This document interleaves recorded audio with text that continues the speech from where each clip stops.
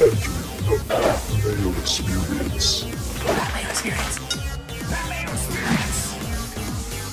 That Mayo Experience. Experience. Welcome to the Pat Mayo Experience, presented by DraftKings Week 16 picks against the spread. Omaha Stakes premium picks of the week. And of course, some free money, some Cust Corner, and a ton of giveaways. A lot of cash being given away on the Pat Mayo Experience. So reminder to smash the like to the episode. And if you want to get in, there's $1,000 left cash to give away. We'll be giving that away on the Friday episode of the Pat Mayo Experience. That is on December 23rd. Me and Tambo. It's Tambo's money, so he can give it away. So $1,000 cash. If you hit the description right now, you can find out how to get into that draw. The best way to get yourself the most ballots, besides subscribing to Mayo Media Network on YouTube, is subscribe to the Pat Mayo Experience on Apple or Spotify. Remember to subscribe, turn on your notifications too, so you get everything. And then, leave a 5-star review. And that would be very helpful. And you'll get 7 ballots for each of those in the draw. So you do it on both platforms. You get 14 ballots. A lot of people are already entered. You're still eligible to win. Anyone who's subbed to the channel over the years, you're eligible to win. And if you retweet anything that comes out between now and Friday, you can get 1 ballot per retweet or share on Facebook or TikTok or whatever into the draw. I'm sure you'll like that. The Listeners League is now available for Week 16. That's down in the description. The Golf Listeners League for the Tournament of Champions is now going to be available as of next week because Geoff Fienberg, birthday boy with your new fucking haircut, me and you are doing the Majors preview show. Yeah, I got a little baby face, baby haircut. So we're going to be talking Majors. Always fired up for that. Pardon my ignorance. Tournament of Champions is the first week out of the new year. January 5th the tournament starts. So no break for us. I'm really, I don't know. I'm not excited. I don't miss it. I don't know. Hopefully I get there. But I'm not ready for it. I'm not looking forward to 90 straight weeks of golf content.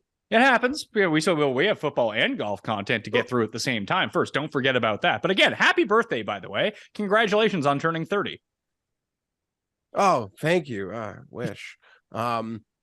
Yeah, no, and I take that back. Maybe in 3 weeks, I will be excited to do 50 straight weeks of golf. But yeah, today's my birthday, so we'll have some good juju, hopefully, for the day. And there's another draw. So we're giving away the $1,000 cash. There's another separate $500 giveaway, which I'm teasing right now, which I will reveal just before the beginning of Cust Corner and how to do that. If you hit the description, you might find right now how to get into that one.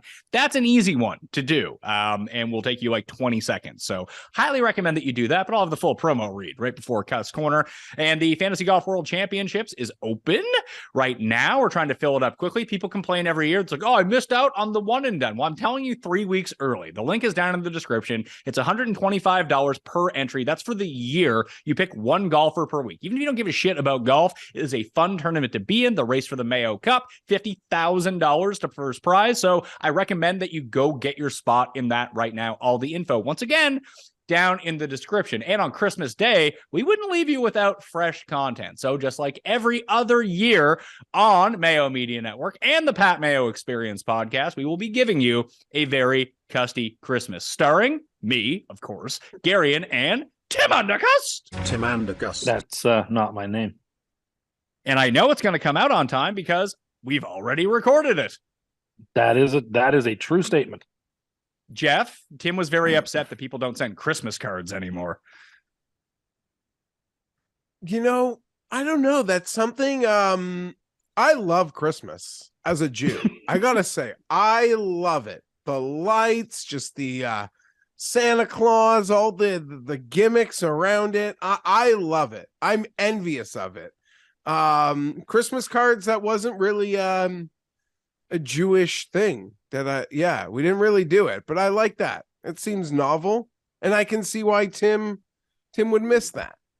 True. So you can hear more about that on the Christmas edition. Plus the Christmas movie draft. It's a good one. So subscribe to the Pat Mayo Experience. Obviously, you can get yourself in that draft. There's also the Cust Corner standalone feeds. Just go search those on Spotify and Apple and go catch up if you got times to kill. Tim, You're on the outside looking in, pal. Everyone else associated with this show has their team in the playoffs right now. I'm aware. I've accepted my fate. Basically, if the Jets win out, they make the playoffs 99% of the time. If they don't win out, they make it very, very few percent of the time. So there's no, I don't even really have to play around much with the machine anymore. They win out, they almost certainly make it. If they don't, they almost certainly don't. If they don't make the playoffs, would you still consider this a successful year? I would consider it a somewhat successful year.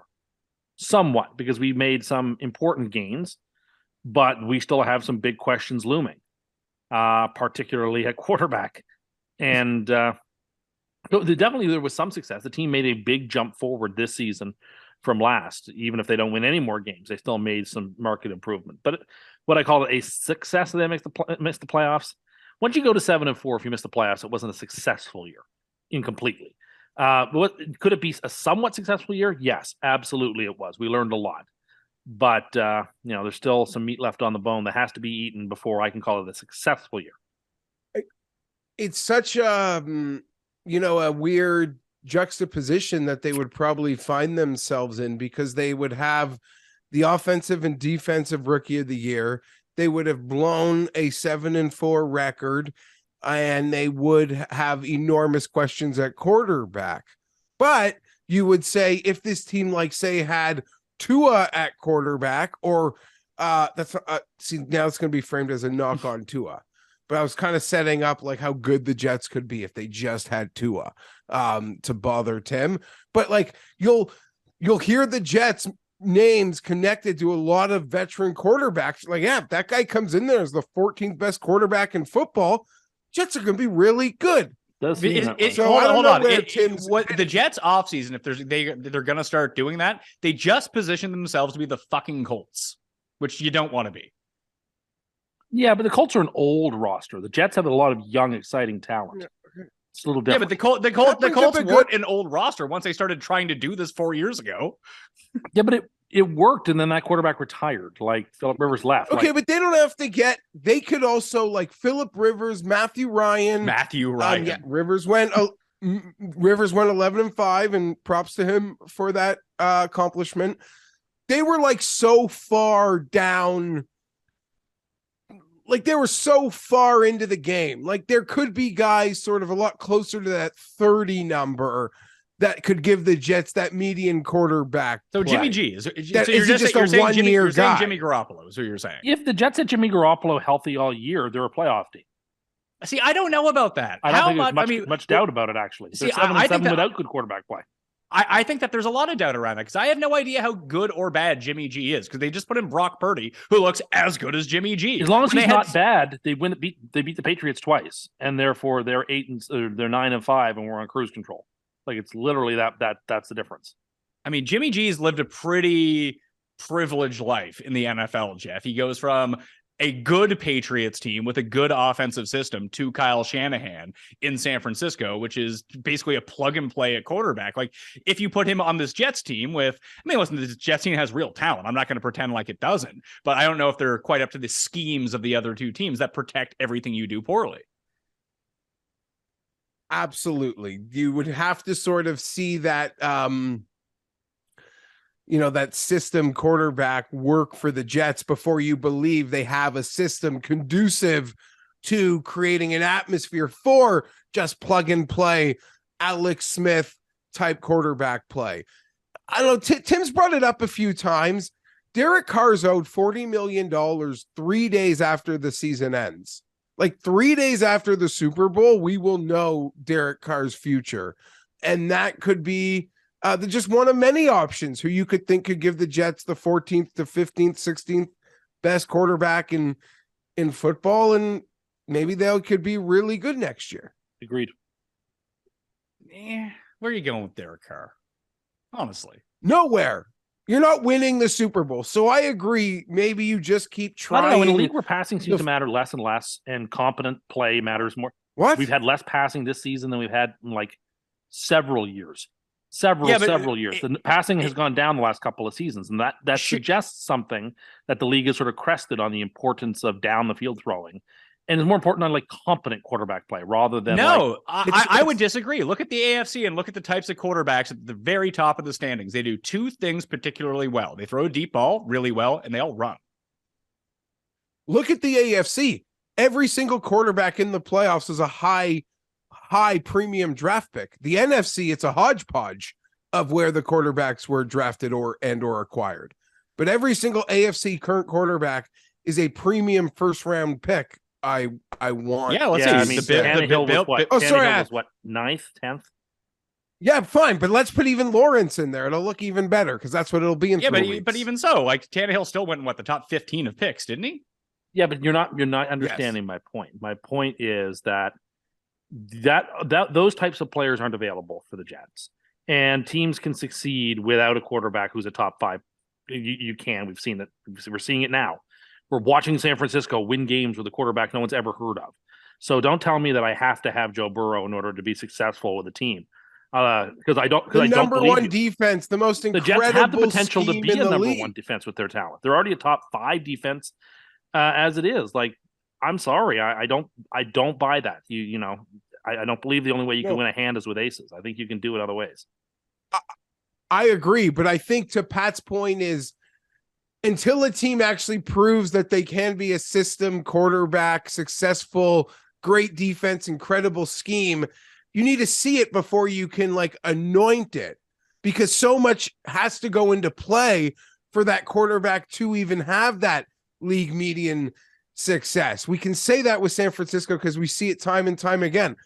Just how the Jets manage a clock. I don't even know that this coach or this team would be capable of it. That's a problem too. But look, you've seen Jimmy G and Jared Goff go to Super Bowls in the last couple of years. So don't tell me that I have to have top tier quarterback play to get there, because I don't. Yeah, but also don't tell me that there's anyone on the Jets who can run an offense like Sean McVay and Kyle Shanahan too. No, I think Lombardi has got to be replaced, and we need a new sorry, Lombardi. Lombardi needs to. Lombardi I've been does need to spending be so much replaced. time on Chargers Reddit recently that I've been. Why? You sick? I'm taking in. Why are you adopting me? Go away. Because Get if out my of my team orbit. doesn't make the playoffs, What do you I'm want going to to have know? to adopt Jeff's team for the playoffs. No. If I don't, so you. How about this? If Geoff can fix his internet, which will fix his syncing issues, then you'll jump off the Chargers. How about that? No, I'm serious. If my team doesn't make it, I want to ride along with Geoff and enjoy this ride. I think it could be fun. Hold on a second. But I'm not so sure. Anyway, Geoff, you've been out of sync for 3 months now. Like, it's fine. Don't worry about it. Paul says it's not so bad today. It's in sync today, so far. yeah, I thought it's been pretty good. It is a little bit jumpy. Like when your head moves, like there's like extra little bit of like flutter to it, but like it's good so far. Good so far. So don't worry about that, Geoff. Okay. You should be worried. I just don't know. Why is he on Char? What do you need? You can ask me any questions. Why do you have to go to Chargers? I like to Reddit? see what the do you fans want are from saying. us? Are the fans admitting like some level of we're insane? The fans are having a lot of fun these days. Outside of the Lombardi still needs to go sort of thing. It's a real party over there on Chargers Reddit these days. No, because like I agree. Like Charger fans, we have to sort of acknowledge we're just fans. We're just fans. Look at a lot of teams. Well, you're a part, but you're a part of. of the team. So you're not talking about yourself. You're talking about like the fans. Yeah, when you go to your next team meeting, tell them to take those royal jerseys and set them on fire. I don't understand. I don't know what. Like I'm a wee guy. I don't know what. Like people need to get over that if they're thinking about me. Like I don't think that's weird. I don't think I'm in any team meetings. I don't get where that comes from either. I don't know. Well, I got it. Like I tell you guys all the time, and no secret to the people who watch regularly, like I'm fragile. I'm a delicate flower. I commend my coach for creating a level of resilience. Doesn't mean he's the answer long term, and I still don't know what his deal is, but he's clearly created a level of resilience, and I appreciate that. That's all. And I hope that people that are probably crazier than me on Reddit, something I don't involve myself in, are acknowledging I often that. send you the highlights. Anyway. I do want to point out that if you haven't got a Christmas gift yet and you're in the continental United States, sorry, Canadian viewers, it's not going to work for you. But omahasteaks.com still has everything 50% off site-wide. Code Mayo gets you an extra $40 off your order with a minimum spend. So if you're still stuck for a Christmas gift, they are the presenter of the premiums picks of the week, which I am struggling with, and you guys are doing very well with. So, if you rolled up some Geoff and Cust money, you can get some Omaha Steaks, omahasteaks.com. Figure that out. Geoff, the Chargers can wrap up a playoff spot this week. That's exciting. I don't like this would be one of the greater miracles since Judah Maccabee and Hanukkah. Like, if you'd have told me 2 weeks ago the Chargers would have a very realistic clinching scenario going into week 16, I'd have told you you're crazy. What glue are you sniffing? What paint chips you eating? But we're here. We are here. I don't know how. So that would be incredible. I got to ask you, can I ask you this? Why is the defense good the moment Derwin James is inactive? Yeah, it's funny. be one The of last those 2 weeks, the people. great Derwin James doesn't play and the defense looks competent. How about that? Okay. Can't wait for the wild card game against the Chiefs when he gets torched by Travis Kelce again, but I'm told he still played great. I can't believe you guys are being these people. Sorry, I don't Well, watch I the mean, All-22 film to see I'm doing. I'm just asking you, like, he doesn't play. And listen, I think Derwin James is a great player, but it's really weird that in the 2 games that he was out, they actually played defense for the first time all year. Okay, so some of the people who are giving this any sort of credence, I am not one of them, but on the internet, there are people who are giving this credence in the same way people gave Acho credence. Do you know, apparently someone let me know, they sent me something. Acho once said that there's no way Olympians should be allowed to do marijuana because a javelin player could like throw the javelin into somebody. Wait. That's a real life Acho take. Like he could be Like, so high that he does not paying attention where he's throwing his javelin. Yeah, exactly. And might hail somebody. Like, did he think that before they were going out to do the decathlon, they were just like getting high as shit and then going out and throwing things? Was that his interpretation? This is a real life Acho take, but he's probably starting to his show today telling you Zach Wilson's better than Trevor Lawrence. But back to the question at hand. The people who are giving this, the Chargers defense is better without Derwin James credence, like to say that schematically, Staley, like by utilizing Derwin James in all these like different ways, he's constantly changing the personnel. They're constantly being things are a lot more confusing, I guess, but it also can confuse his own players. And the scheme and the personnel and the in and out without Derwin James has been really elementary. And maybe the Chargers had to take it back to basics. And watch, Derwin James both are going to show up and they'll get shredded and I'll have to defend this nonsense. But it'll break my heart because I'll be cheering with you. What do you, Tim? If I'm not there, I want to support you. But what? Because I think it would be fun. Because you love Joe Burrow. You love Lamar Jackson. I'm not saying like you need to think bad things for me, but you don't need to support me. There's other people you like more. Oh, Paul has to chime. I think your team is fun. Paul would like to chime in on something. Yes, Paul. I think Tim's just like, he knows that he's going to lose the most insane award this year. So he's trying to figure out a way. He's desperate to get Geoff back into it. And he thinks, if he takes your side with the Chargers and ruins the Chargers, maybe there'll be a glimmer of hope that Geoff would be in the conversation. Oh, please. I'm not standing around saying I could script various plays for my offense and they'd win with them like certain people have said on the show. Well, I hold on a second. Sorry, go. I was going to say, I want to jump into Thursday night, but you go ahead. No, there was something I wanted to say to that because No. Things I call for, like in training camp to happen that take to like week 12 to happen, and then they work. Like I believe I know the team, and I could get. It's not crazier to think. Okay, I may have said like 6 or 7. That's probably crazy, but it's not crazy to think that I could even get lucky enough, just like guessing where someone's ship is in Battleship.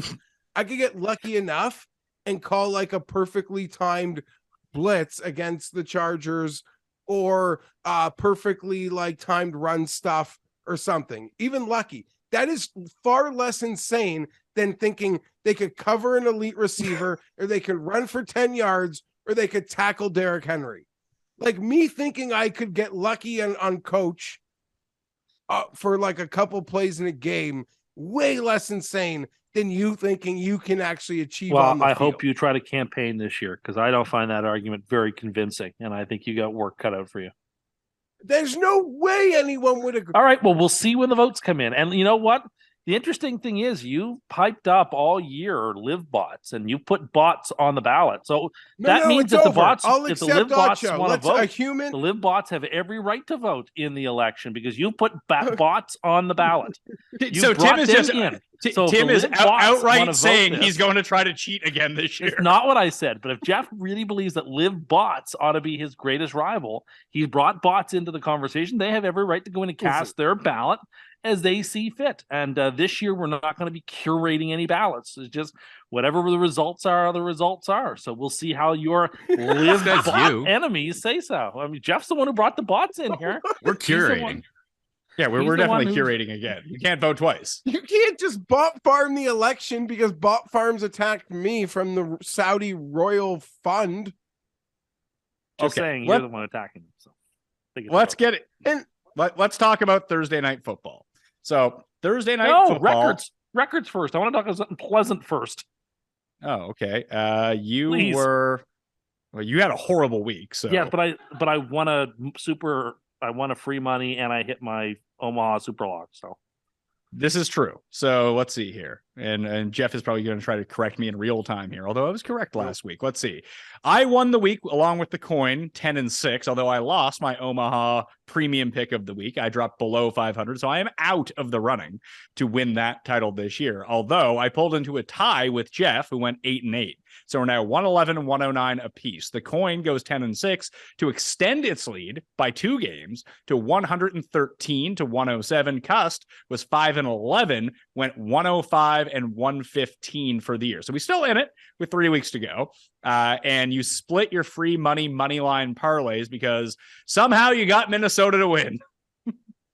Some would say it's the greatest money line parlay of all time. And because that worked so well for the people last week, we got 3 games on Sunday and Saturday. We got a double header for you on free money again this week, people.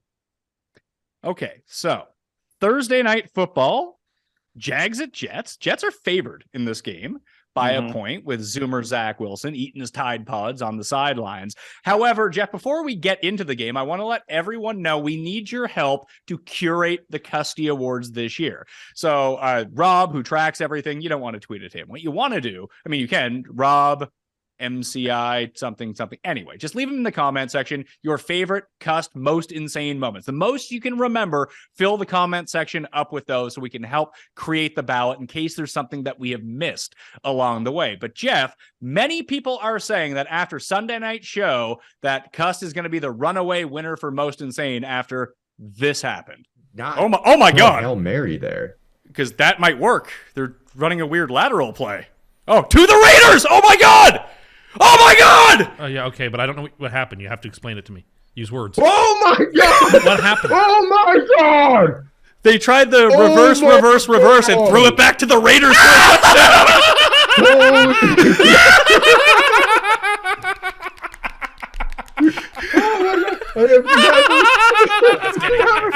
That is getting gifts, I'll tell you that. Chandler Jones, revenge. Have you ever seen anyone hit their heads like that before, Geoff?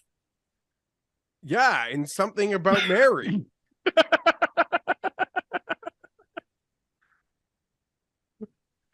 Just for a cheap shot like that, the people will cast their ballot for you, Geoff.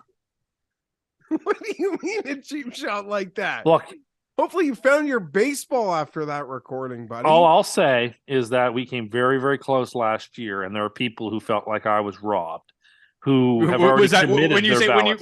when you say people? What do you mean you? No, and so we'll just see how that vote goes, and we'll just see how it goes this year. And we'll see how all the enemies that you've made over the last year, whether they come in to have their voices heard, as they have a right to express themselves too. Do you think? Do I don't you, know what that I think means. Tim. I think enemies? Tim reached out to Acho, and he's going to campaign against you, Geoff. Could you imagine? Whatever. It would, So let's- it would cause Right. such a nuclear reaction from you, Jeffrey. Yeah, but it would probably backfire. Maybe. That's true. It's like bringing Trump in to campaign. Like, apparently that's toxic now. Yes. Acho's been proven his takes are shit. Yeah, they're not good. And the best part about Herbert playing horribly and winning is it puts the anti-Herbert crowd, they don't know what to do because their biggest argument against Herbert is that he doesn't win. So they're not allowed to be like, he played like shit, but he won. Because that's essentially what a lot of the quarterbacks they, for a year and a half that they want to compare Herbert to did to build up their win-loss record. So when Herbert plays horribly and wins, in some ways those are my favorite because it puts his detractors in like a nut. Like they have no argument because their only argument is he doesn't win, and the good stuff he does should always be outweighed by the fact that he doesn't win enough. So that's great. To the election, which we're still a little bit about. We live in Canada here, people. Our election cycles are smaller. Six We weeks. will be in Wisconsin this year. Oh, see, But I'll just quickly get this out of the way. When it comes to football, like I am insane about the Chargers. Tim will deny, he thinks he's normal about the Jets. But I would say, like, who's a crazier fan? I don't know. This guy, he puts up a good case. I smack myself in the face around too sometimes. So maybe we are on this like equal footing. But once we get out of this orbit of discussing football, it's not even close. This guy's a madman fighting with seniors in grocery stores, like stealing old ladies, like eating like 6 samples off. Hey, I bought the stuff. I'm just saying. So that's it. So we'll see. Like football, insane. There's a lot of insanity here, but I think the voters know that they got to weigh the big picture. And when the Jets win an offensive rookie of the year, a defensive rookie of the year, are probably in so many quarterback rumors. This guy is going to take his insanity into those winter months. Like, whatever. We're fine. We are fine.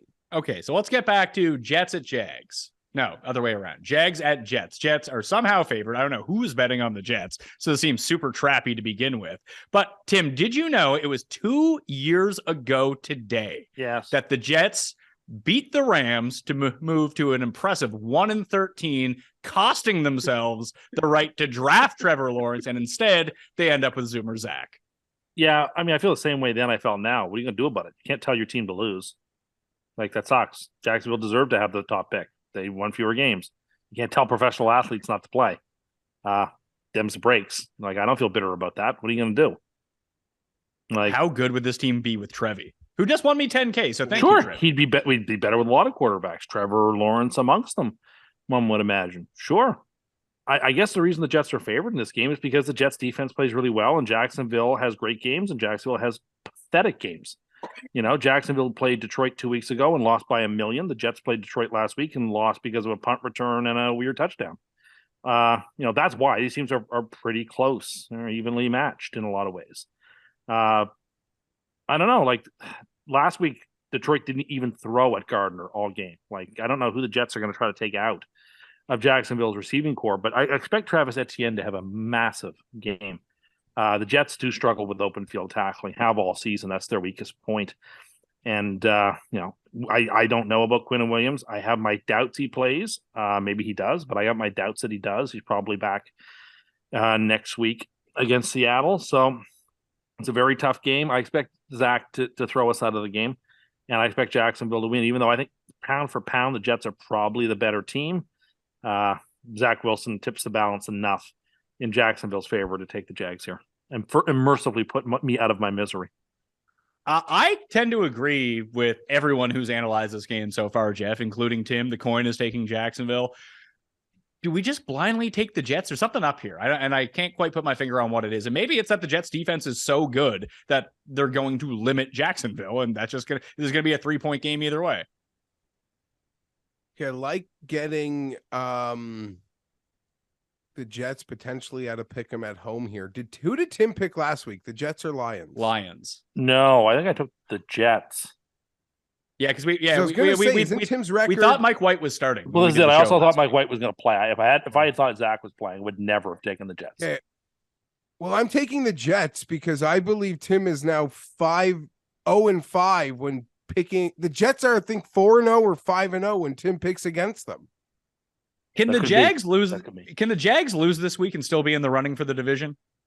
Yes, they need Tennessee. Teton would have to lose, but they're playing Houston. Then they play Dallas. But so, like, Jacksonville would have to then win next week. Tennessee would have to lose next week, which is very possible. And then, yes, that would be fine. Okay, because I'm still rooting for the Jags to make the playoffs, but I am going to go with Geoff here and take the Jets in this game. So I'm very much like you, Pat, and I'm actually picking this game that goes against double barrel personal interests.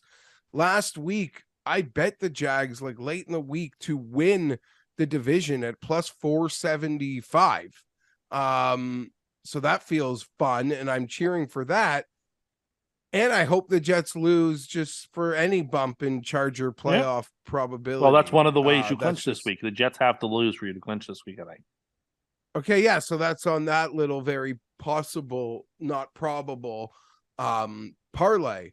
But I'll pick the Jets this week. But I do have concerns, Tim. Your coach is 2 straight weeks showing some Anthony Lynn. Yeah, in-game management it's been all season. And Pat and I've been watching all the games this year, and I've been pointing them out. In-game strategy is highly questionable for Saleh. That concerns me. And again, as smart and as masterful as he is with designing defenses and motivating people, and I think he's one of the very best at doing both. In-game management, is just troubling.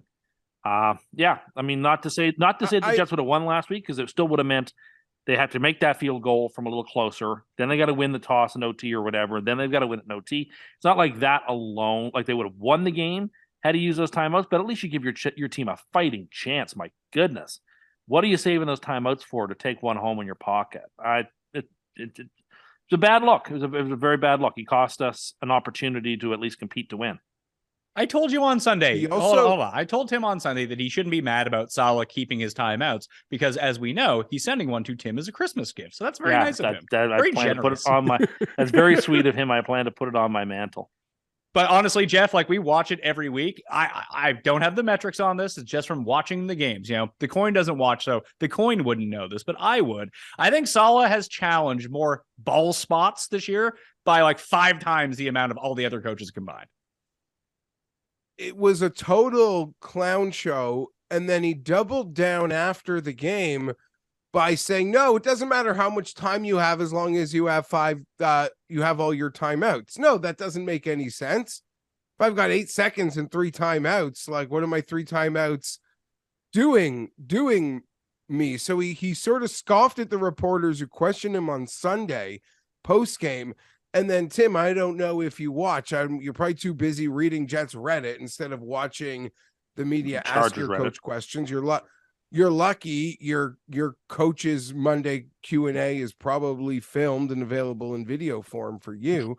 But yesterday, he then said, instead of even somewhat acknowledging his mistake, he's like, no, we didn't want to call a timeout because we didn't want them to look at the play, being that they gave Garrett Wilson a first down and he didn't want them to take it back and it be 2nd and 1. Doesn't even understand the problem. Like, are you a moron? You use timeout on the sack. Like, who cares the if first it's play, 2nd and 1? The first play, which was a sack, you use a timeout for.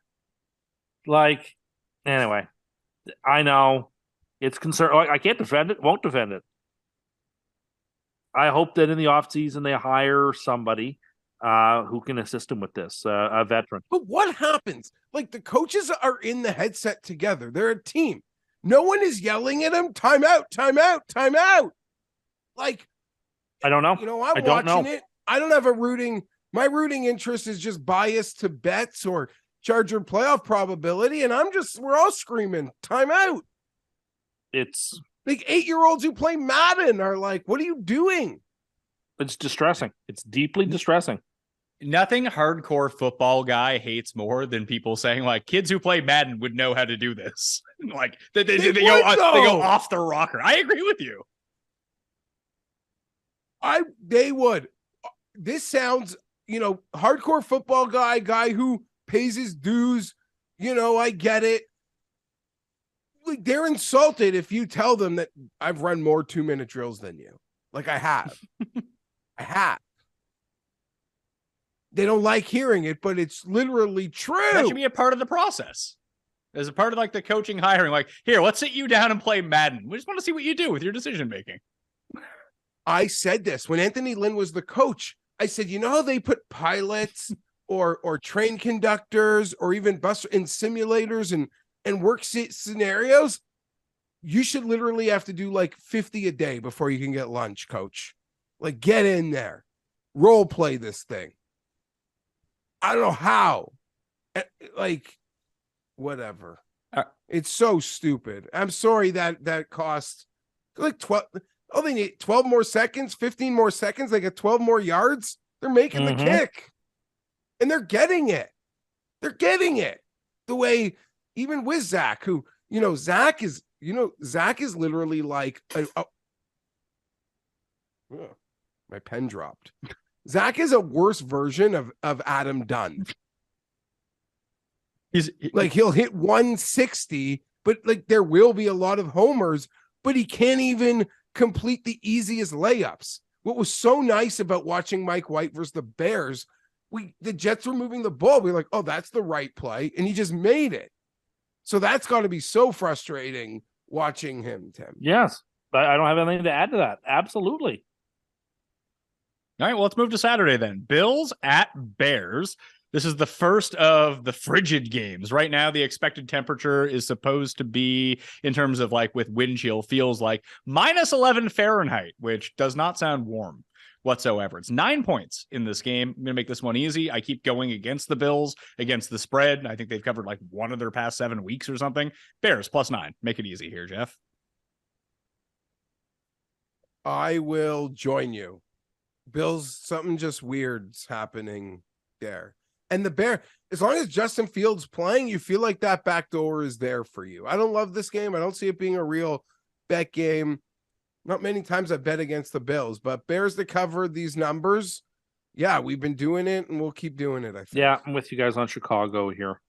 What does Buffalo have real trouble doing? They're soft up the middle. They have trouble with the run. I think that the Bears should be able to have a field day running on them. I think it's going to be a close game. I'm with you guys. The Bills might just could have. I don't know if they can. Listen, I am good with the Bills covering this spread because, Geoff, that means the under 5.5 win total cashes for the Chicago Bears. We're almost there. Yeah. Need to get that. I need some money before New Year's to start loading up on golf futures. Oh.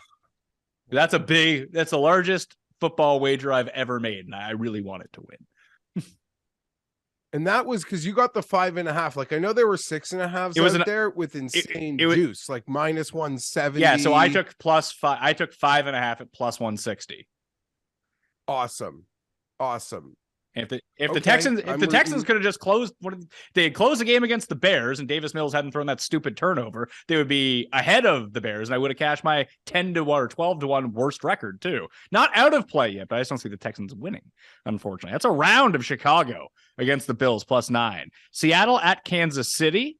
Kansas City back at home, another team that's not covering any of these big spreads. 4-9-1 against the spread so far this season. Fortunately, with 9 and a hook, they can't tie on this one. 48.5 is the total. Seattle is reeling at the moment. Probably no Tyler Lockett in this game. They've just upgraded and signed to their active roster. Tim, your favorite receiver in football, he's on a new team. It's Laquan Treadwell.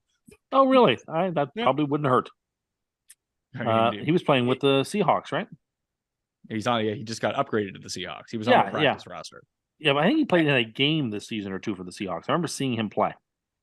He was on the Jags. He wasn't like bad on the Jags last year. Who knew? I think he's got more talent. He just didn't quite capitalize on it. I'll make this one easy.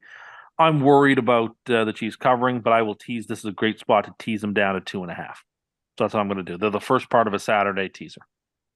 Oh, you're playing 2 teasers. Oh, I'm playing a Yuletide one for Christmas, and I'm playing a Christmas Eve one as well. Is that in honor of Yul Brenner? It is in honor of Yul Brenner.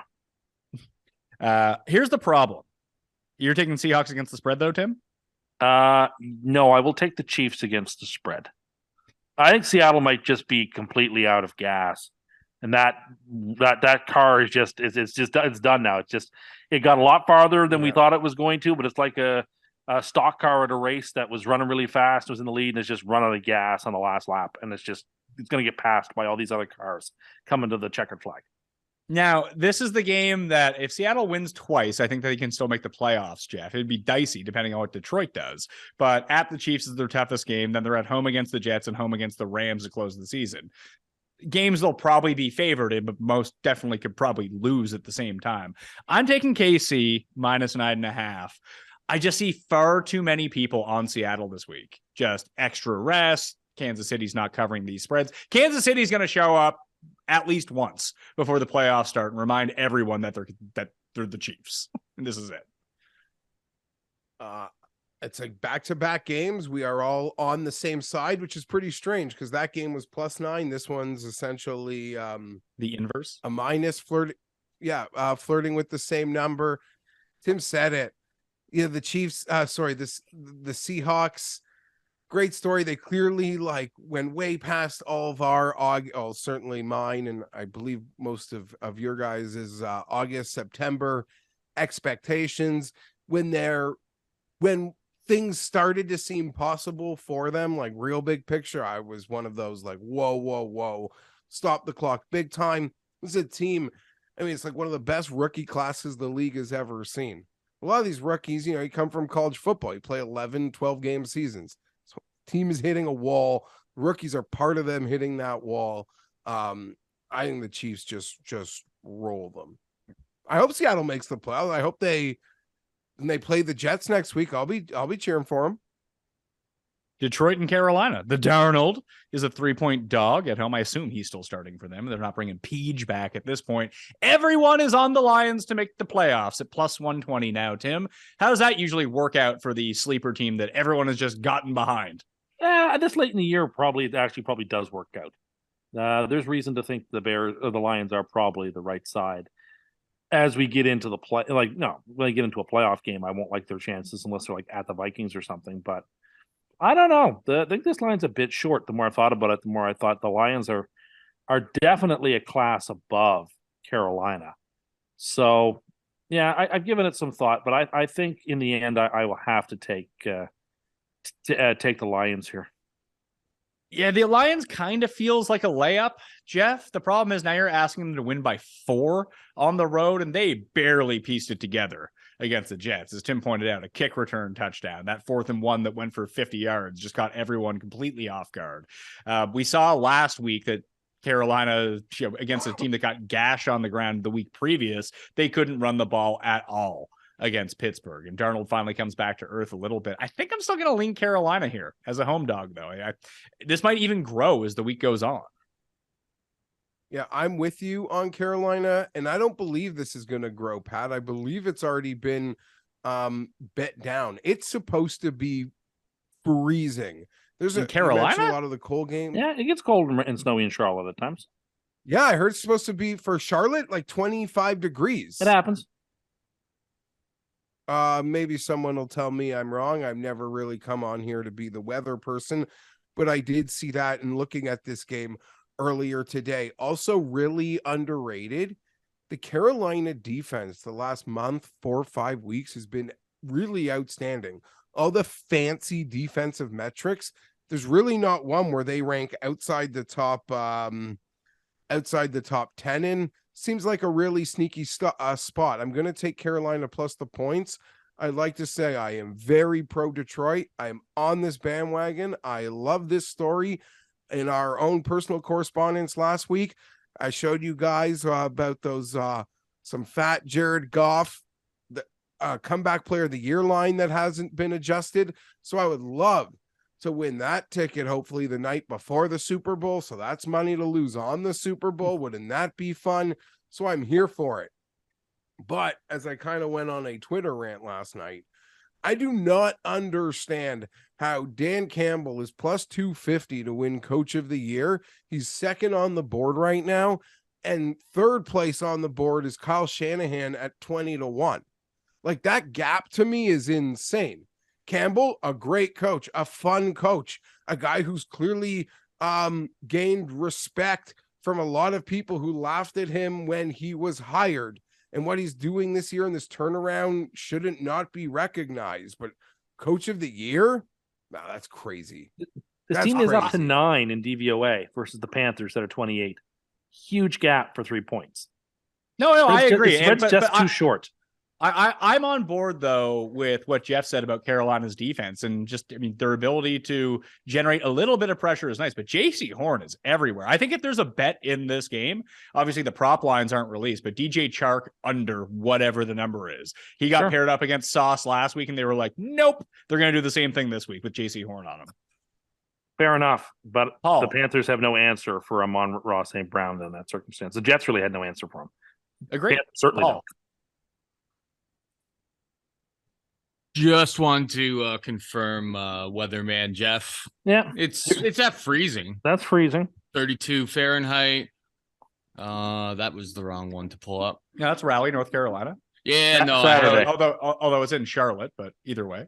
Is it in Charlotte? Either way, it's cold in North Carolina. Close enough. Yeah, good enough. But in terms of Coach of the Year, like, I don't see how Sirianni loses at this point, especially now that he's been given the out that Hurts might be done for the rest of the regular season. They did what they had to do, and they're still going to get the first round bye. As you kind of mentioned, Geoff, like, this is what people expected from the Lions when everyone hammered their over win total at the beginning of the year, that the Lions would be improved. So they're kind of, I think that Daboll has done a better job with the Giants than Dan Campbell has done with the Lions. And I think Dan Campbell's done a good job, but it's basically Daniel Jones, Saquon Barkley, and a bunch of fucking creative players on offense for Daboll, and they're like pretty good. I think Daboll is the Coach of the Year, well and above past Sirianni. That's my opinion. That doesn't mean he's going to win it, but I think Daboll has done by far the best coaching job this season. Like, he is the actual wins above replacement coach of the year, if you're looking for. Although I don't think that anyone expected, like, people thought the Eagles would be good. They were a trendy pick to beat Dallas in the division, but I don't think anyone saw them being like 16-1. Well, without Hurts, may not have any more wins left on their schedule. But you love Minshew Walk. Yeah, I think they're going to lose all those games. That's a problem. Well, it's not because it's going to cost him an MVP. It's going to cost him a coach of the, and it's going to cost him a Coach of the Year. Maybe, but it will not.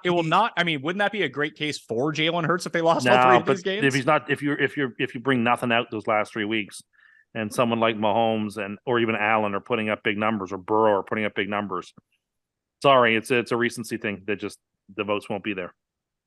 Well, even to look at it, like, they can lose their last 3 games and still get the bye in the NFC. Absolutely, they could. That doesn't mean that.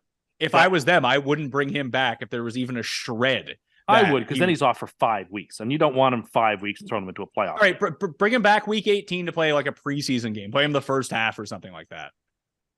I would be okay with that. What's Allen? I think Allen at plus 550 is a pretty strong look here for MVP. Mahomes is now minus 350, but all it takes is for Allen to dial it up a little bit. Bills to get the 1 seed. Mahomes is already 1. I think he's probably the best value on the board. Him or Burrow at 6-1. Yeah, Burrow has got that Monday nighter against the Bengals coming up. So if you believe in the Bengals, he has a chance to really put himself in a good position there. Here's an important. Go ahead, Geoff.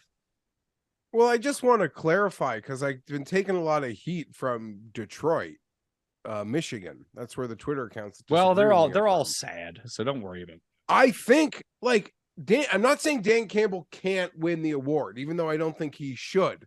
I'm just saying the gap of Campbell at plus 250 to then 20-1 and above for Shanahan, who's won with 3 quarterbacks, Daboll, who's probably going to be the best wins above actual expectation coach of the year. Like that makes no sense to me. And it's almost like in the same mindset that we talk about golf regularly, you know, and just sort of dissecting in an odds board like that, you know, the guy at the very top versus the guys, you know, that are margined behind him, but that gap seems definitive.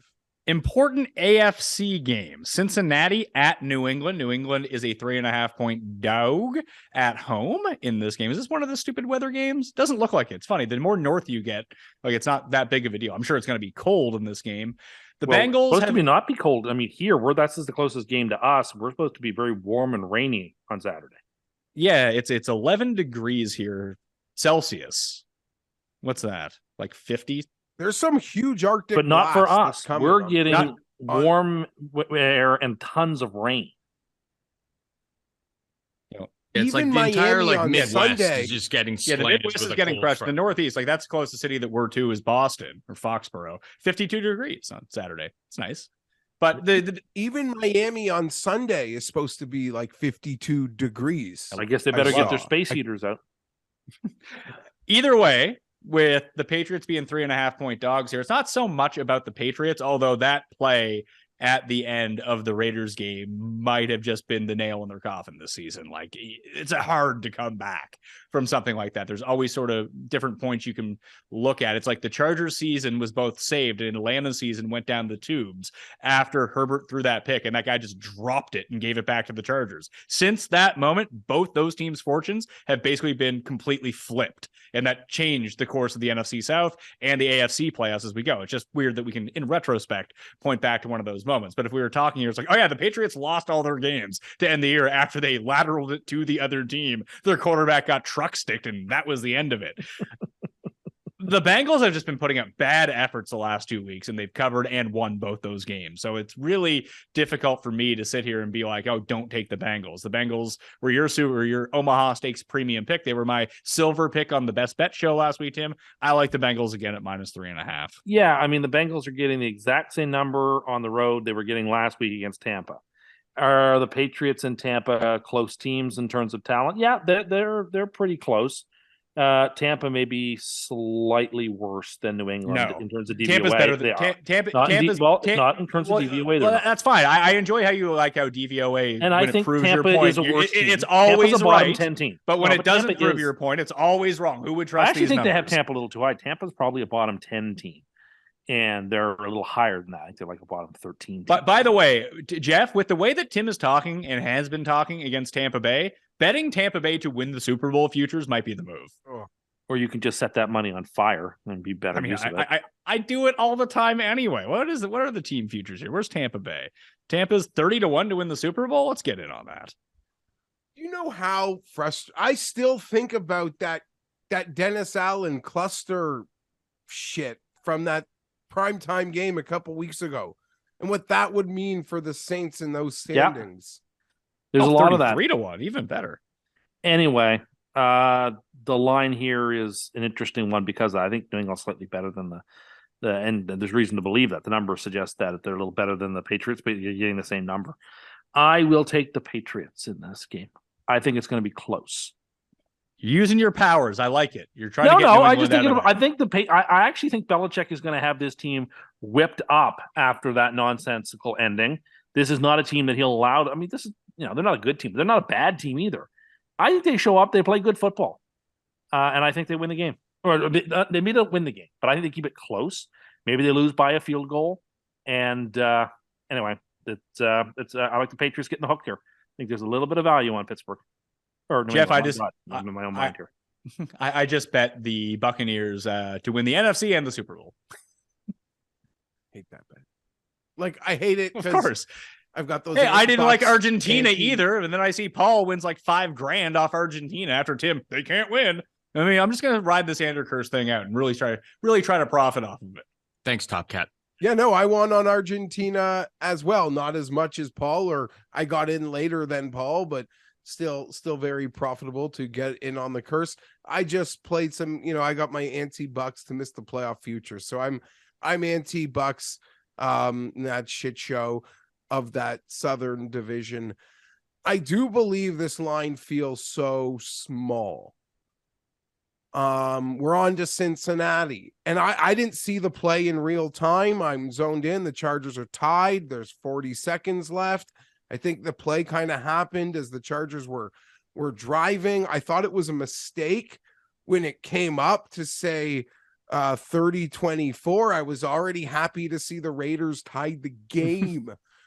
Which, by the way, on replay, there's no way that the receiver is in bounds on that touchdown.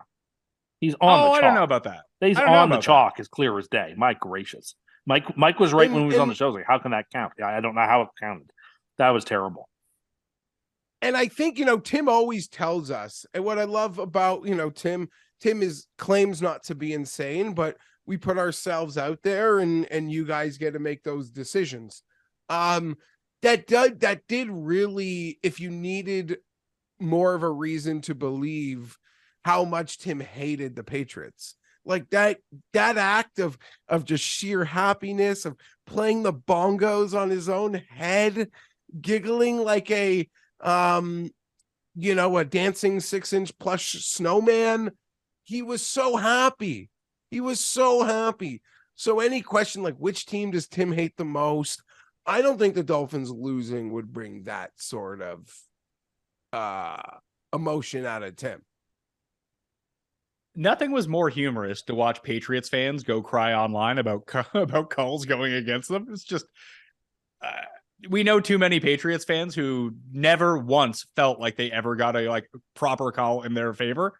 Tim, now this is what it looks like when it goes the other way. Yeah, you really hate to see it. My heart just breaks for them. Imagine not getting a call against the Raiders. I mean that team, they've never gotten a call against in their life. What a misfortune. I'm rooting for you guys this week, though, in Foxborough. You have my support. I like you this week a lot. Did you take the Bengals or New England, Geoff? So just make I think the line is fishy. It feels like a trap, but I'm going to take the Bengals because they just dominate. Like when the Chargers would be up 6-0 with 2 field goals, the Bengals would be up 14-0. Like they just dominate. They take full advantage of everything. Bengals cover. You said it, Pat. They just win. They don't even look good winning. Sometimes they just win. They're awesome. Love them. That defense. Oh my God. How'd they become so good on defense with injuries? Yeah. Happens. How did the Chargers become good? Injuries. Texans at Titans in a clash of the AFC South. Titans by 5. I'm guessing Tannehill's playing, although it was a pretty gutsy performance from him last week. The over-under is 37 in this game. There's an over-under this week that's 31.5. That's like the Hall of Fame preseason game type level in terms of a total. I'll make this quick. I like the Titans here. Frisky Texans, yeah, they've been looking good. I think that them looking good the past 2 weeks has really helped us with a line that should be way bigger than this. I had this game at 6.5 for the Titans. It's only 5. Give me the 5. It's in Omaha Premium Picks lock of the week contention, Tim. I don't know about that. Okay, I'm taking Houston, and I'm teasing Houston up to plus 12 because even if the Titans win, I don't think they're in a place right now where they can smash anybody. And the Texans have played good football a couple of weeks in a row, which tells me that wasn't an aberrational fluke. The first game that they're actually playing hard, and that they have some modicum of scrappiness in them. And the Titans sort of have Seattle Seahawks syndrome, and they seem like they're out of gas as well, and they don't seem to be able to pull any levers to get this thing moving. So I'm going to take the Texans here, and I won't be shocked at all if the Texans just manage to win this game. I mean, it wouldn't stun me with the way the Titans are playing either, but I think the big difference between is it Nashville cold this week? I mean, it's so close to Charlotte. Nashville is cold this week. Nashville is too cold for Doug, I guess, at Christmas time to come out and watch the Titans then.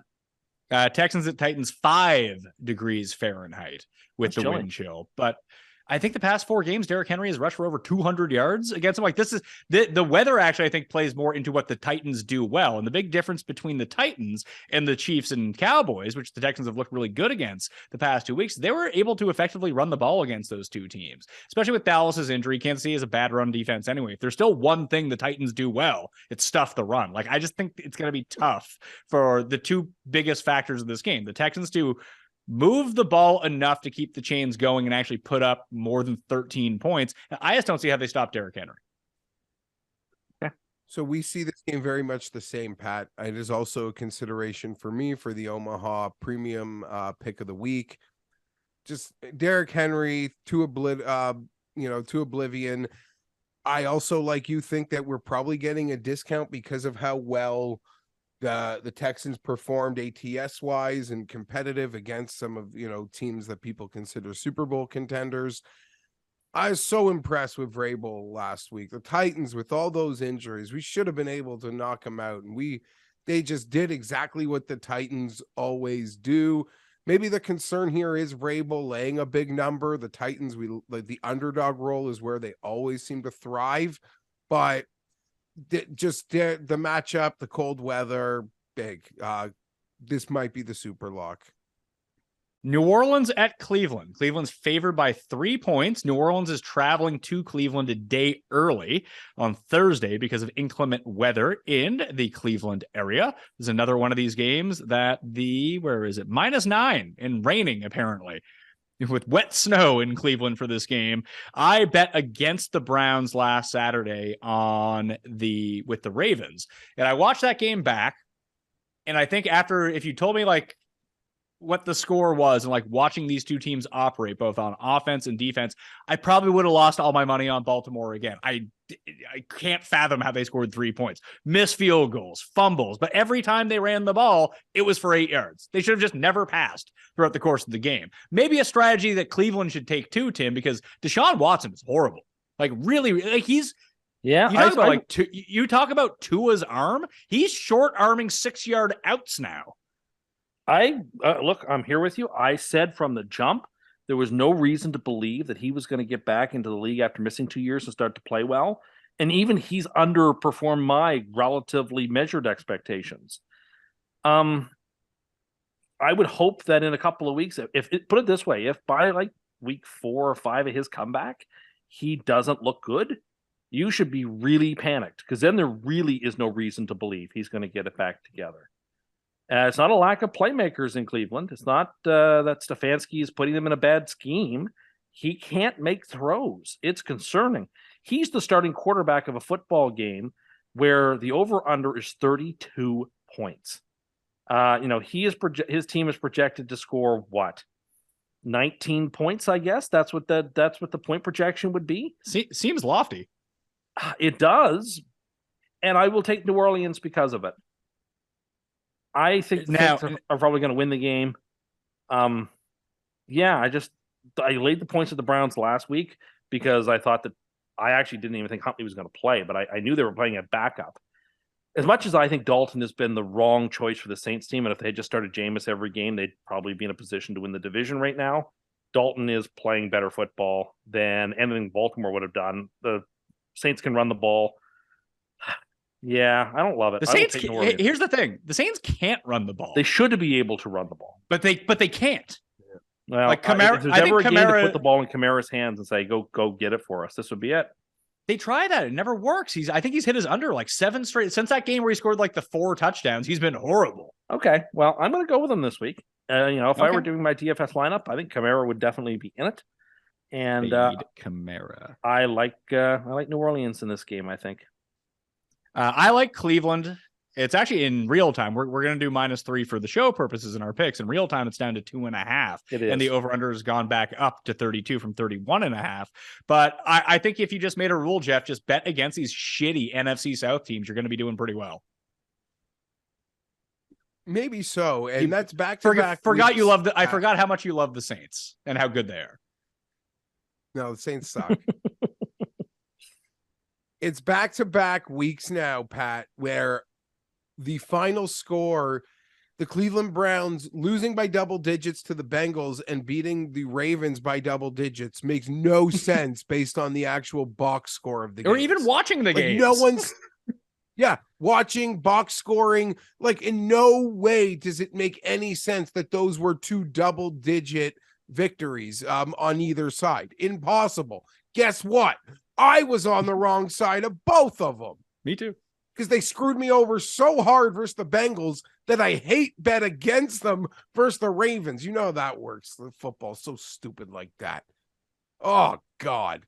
I agree with Tim that I am going to take the Saints because Browns to win by 4. This is going to be a field goal game. This will be a field goal. I don't know. I can see this being like 10-0. Okay, but then I think the Saints, well, if if it's you think 10-0, it's gonna be I think the Saints 10-0, win 10-0 now. No, it is. If you think it's going to be 10-0, then I'm confident it'll be 10-9, like, 10-7. If Deshaun Watson in this final 3 games doesn't have one performance that looks like Houston, concern. Huge.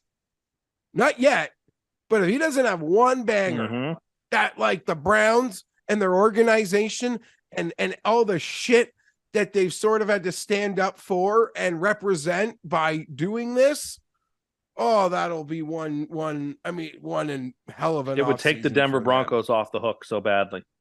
No, it won't. I actually hope that he doesn't play well. I mean, it's pretty doubtful that he is going to play well the rest of the season by the looks of it. I mean, he didn't come back. I mean, at the Texans, his first game back, you'll always get a pass for that. But then he gets at the Bengals, good defense outside. At home against the Ravens, one of the top 3 defenses in the league right now. The Saints are probably the worst defense that he's playing of the bunch. Then he's at Washington and at Pittsburgh. Like, if he plays very poorly to end this year, which by the schedule he should, I like Browns overs next year because I do think he gets it figured out by next year. Can I do something that's probably really going to annoy Pat? I kind of want a narrative street the entire week in the league. Oh, God. I think the teams, because they're playing on Christmas Day, on Christmas Eve, on the day after, I think there's an inherent advantage to the teams on the road that have, like, months ago come to the realization that their Christmas plans are going to be some form of alternative.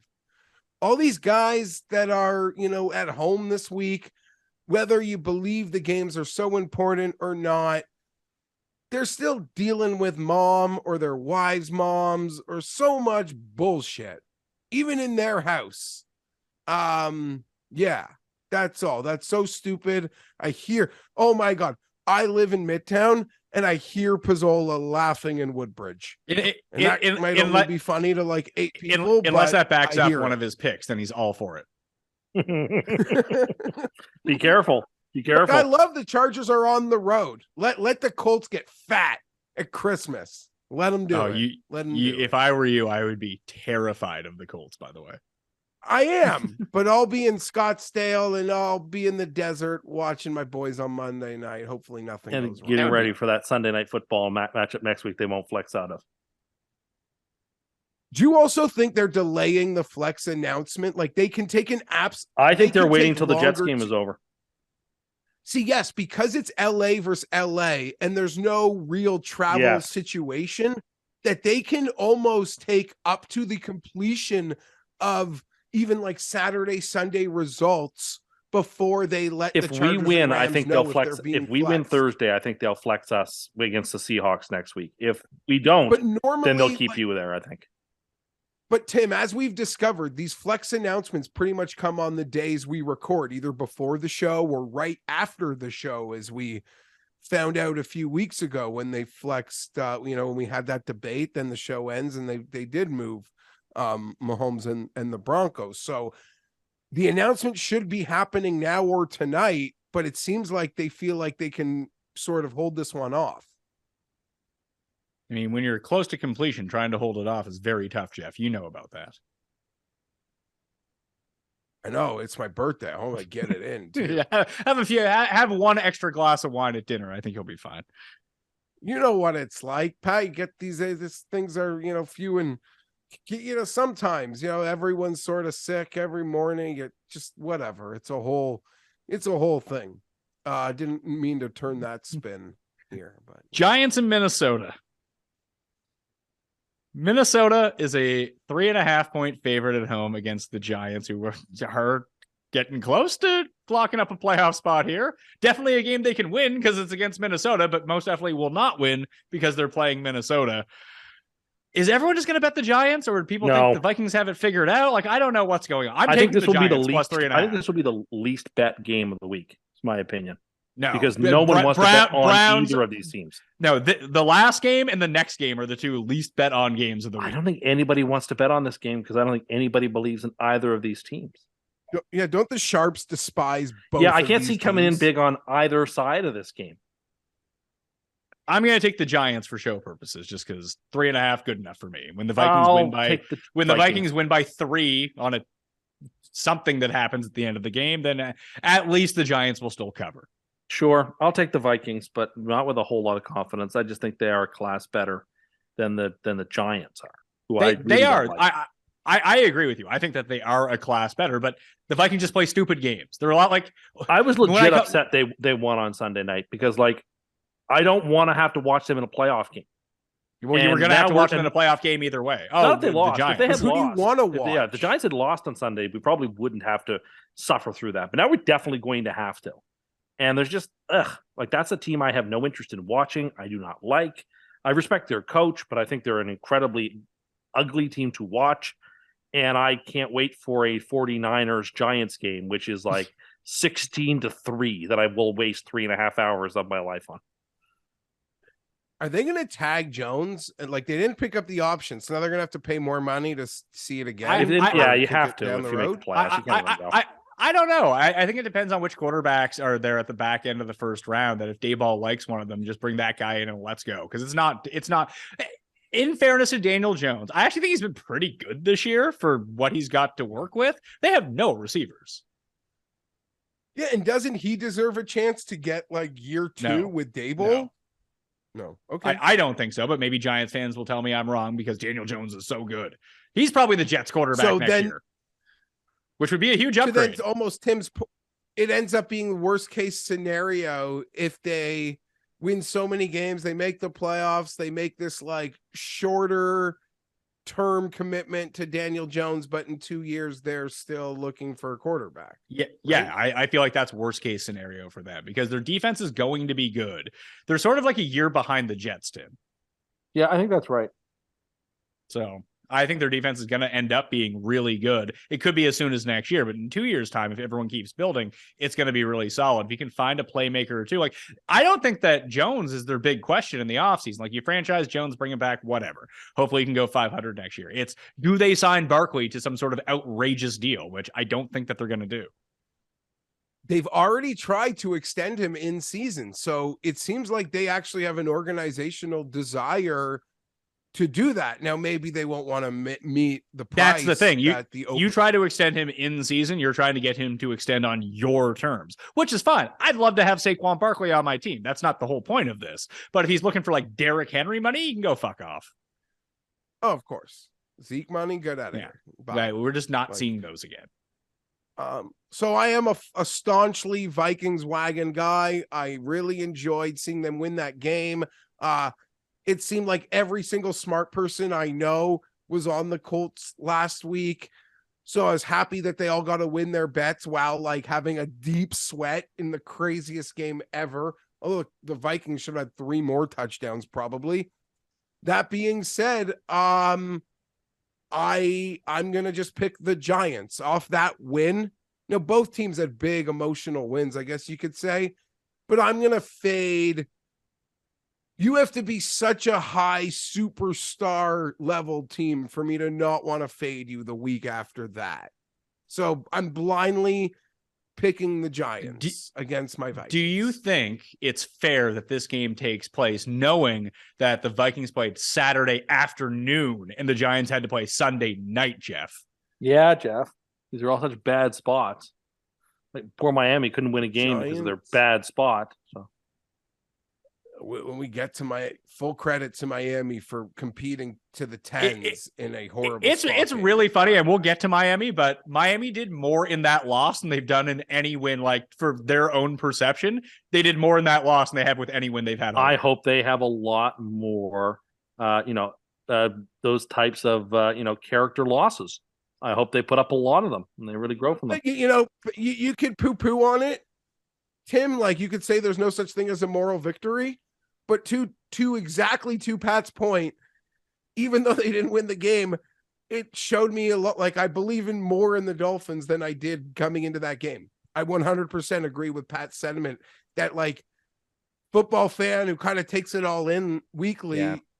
We'll get to it, but respect for the Dolphins going in to that get loss. Feasted upon on Christmas Day. We'll talk about it when we get there. What? Okay, well, I did want to say it's like the old Chris Jericho type thing where Chris Jericho never had to win. Geoff, he could always lose and get like the moral victory. That's how it felt with the Dolphins on Saturday night. Now it sucks that a 3-game 0-3 road trip, like to a Dolphin fan, it's hard to find a moral victory. Like they've lost 3 in a row to teams that are in the playoff pictures. But as an outsider, I'm giving them that moral victory. I don't even remember what game we were on. It wasn't the Dolphins. No, game. we'll get to the final game before the break of the early Saturday. We have Falcons at Baltimore. Baltimore 7.5-point favorites. 37.5 is the over-under. Another one of these frigid games. We're going to get Ritter Me Timbers back under center.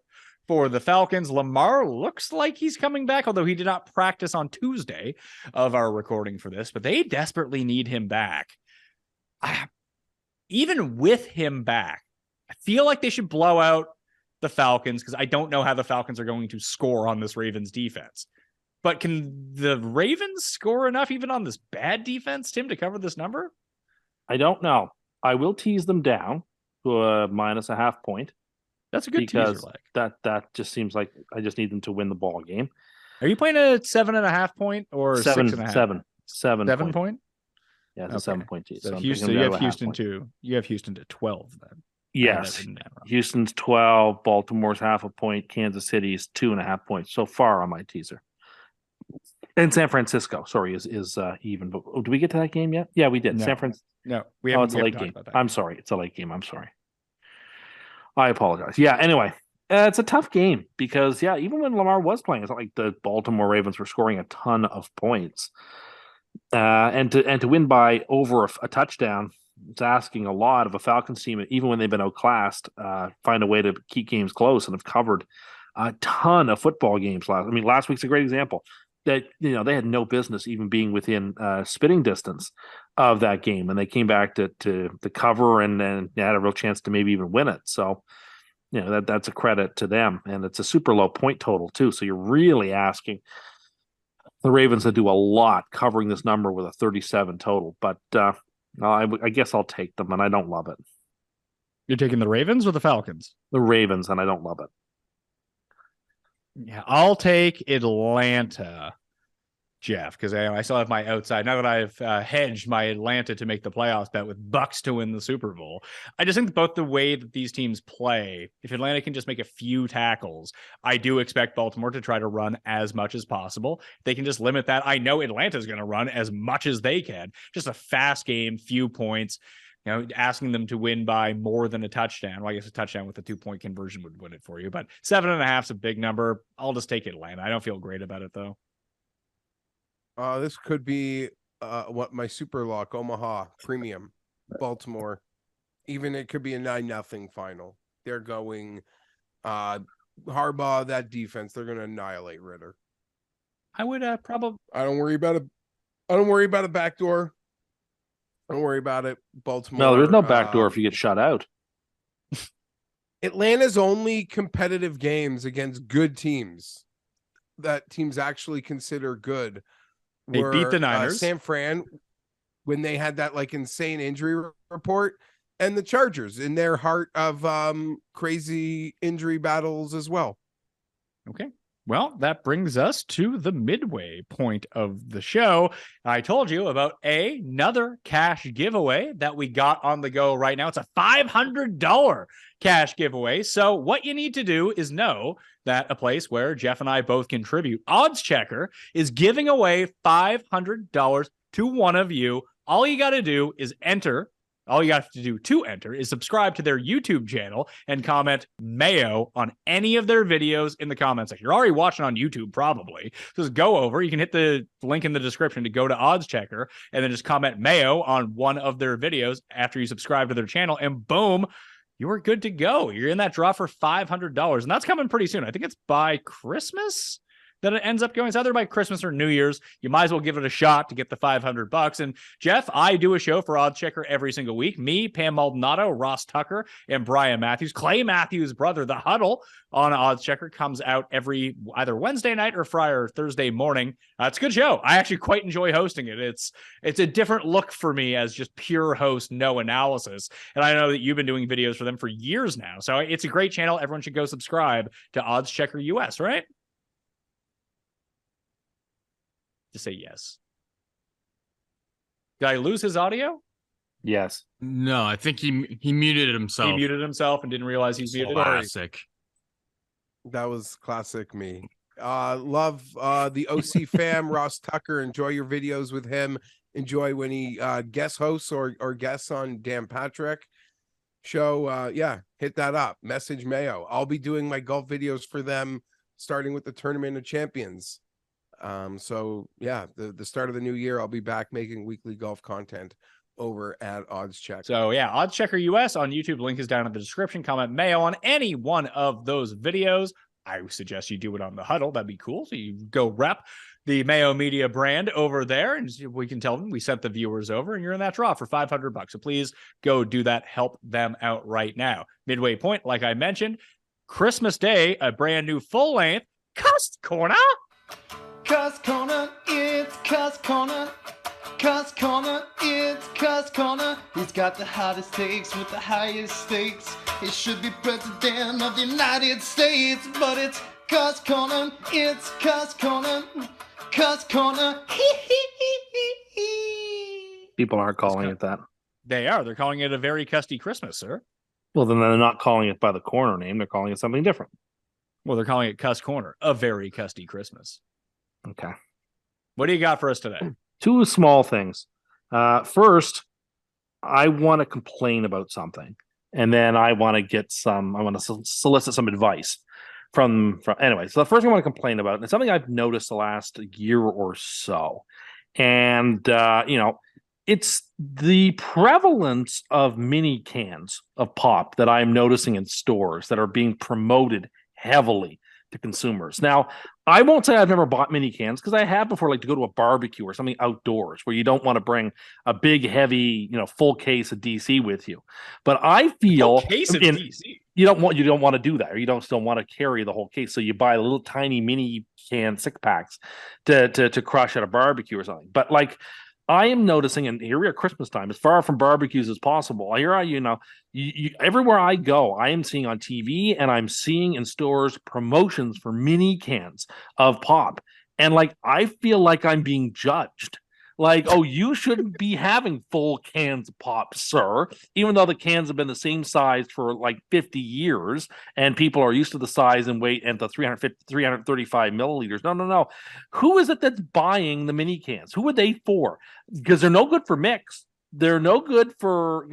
Why are people buying the mini cans? I feel like I am being coerced through advertisement in the stores. I said TV, now maybe it isn't even on TV, but it's definitely in stores. I'm seeing them arranged in such a way in the store to put them at eye level and to promote their purchase for me, and my stuff is at the very bottom, what I want. I don't like the mini cans. I don't think they're reasonable. I think it's a waste of aluminum, and I don't like the mini bottles either. I think they're a waste. Why are these being shoved at me? Basically, it's like a judgment of me saying, "Oh, you shouldn't be buying the regular size cans. That's too much for you." This is one of your more pathetic main characters. Yeah, I know. I'll let Pat go first. This is such pathetic main character syndrome, to think everything's about you and not realize, as I'm sure Pat's going to articulate to you, why these make actually so much sense. Are they for children? Is that why? No, I love them. I always buy mini cans. I do have full cans around for the youths of the world if you come over and you want a full can. But most of the time, I just don't feel like drinking an entire can of soda, to be perfectly it's not honest much. with you. Can's not much. It's the same size. I'm not you. I don't drink a ton of fucking soda. It's the same size as Ben. Not everyone's forever. ordering 2-for-1 meals and thinking it's for one person. Like it's a good serving of soda for older people. Like my dad's gotten into the my grandma loves a good soda mini can can. go stale.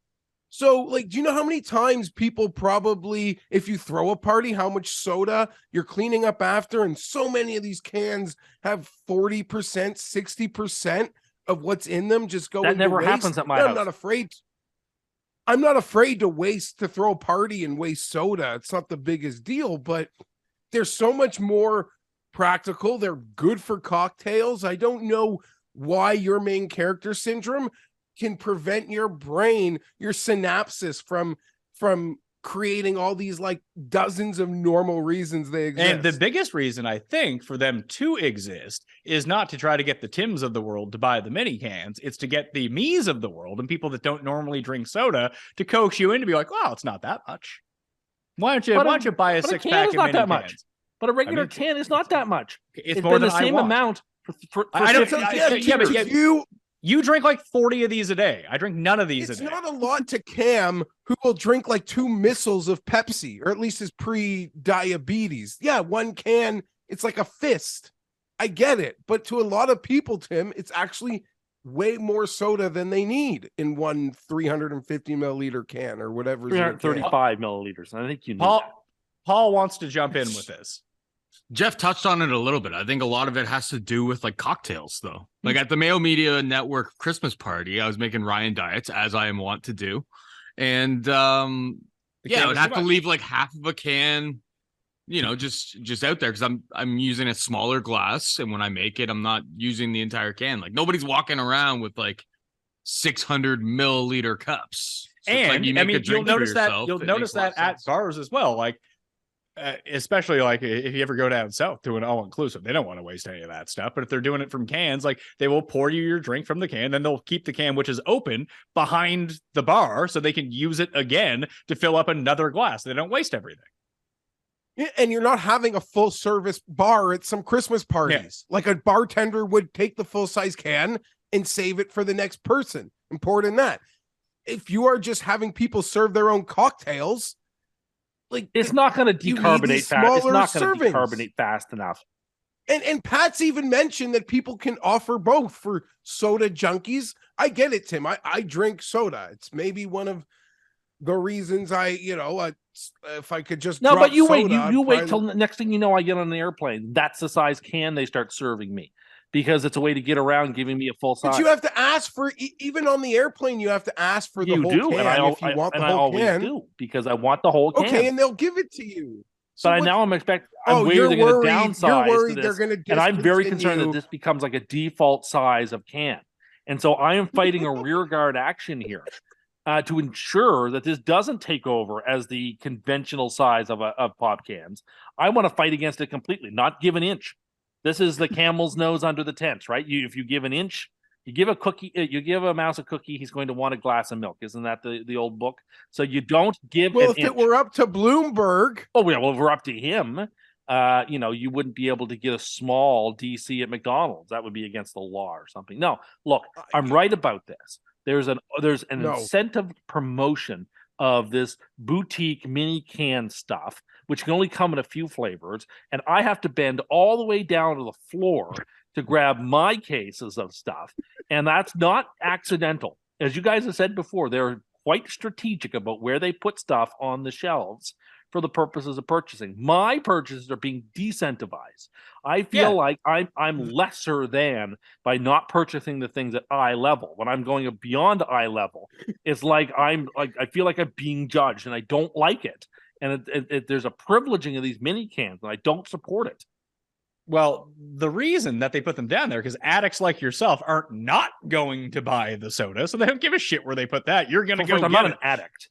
It's the people like me that they want to bring into the fold. They're trying to expand their user base, not limit their user base. And I feel like they accomplished that How with about the just smaller look after cans. me? How about look after me? They I'm are your looking base. after you. They haven't I'm the changed base. anything. In the world of things that are like slippery slope issues, this is the one that you're concerned about. I'm the people who keep these things going. Not and you're you. never going anywhere. We've established this. You're always going to buy it. I might go somewhere else. Where are you going to go? It was like when you said you wouldn't watch the Jets game next week. I might not. I might not. I might not watch on. When did he I say said this that? in our text thread. When did I he might say not that? even watch on Thursday. I might go out to the movies or something. To watch No, I'd Avatar? like to go see a good movie, not that piece of trash. Which, as you show, the reviews say the visuals are beautiful, but the storyline is garbage. Which it only took Yeah, I James heard Cameron it's 12 doing years quite to well. figure out how to make this movie. So I guess we got to give him a pass on writing a script that's coherent. Really? This is one of your, like, on the surface, not that insane takes, but really when you deep dive it like the tentacles on it expose how insane you really are, that you live in this world by yourself thinking everything is out to like get you are the star of a movie. You think the Truman Show is happening around No, you. I don't. No, I don't.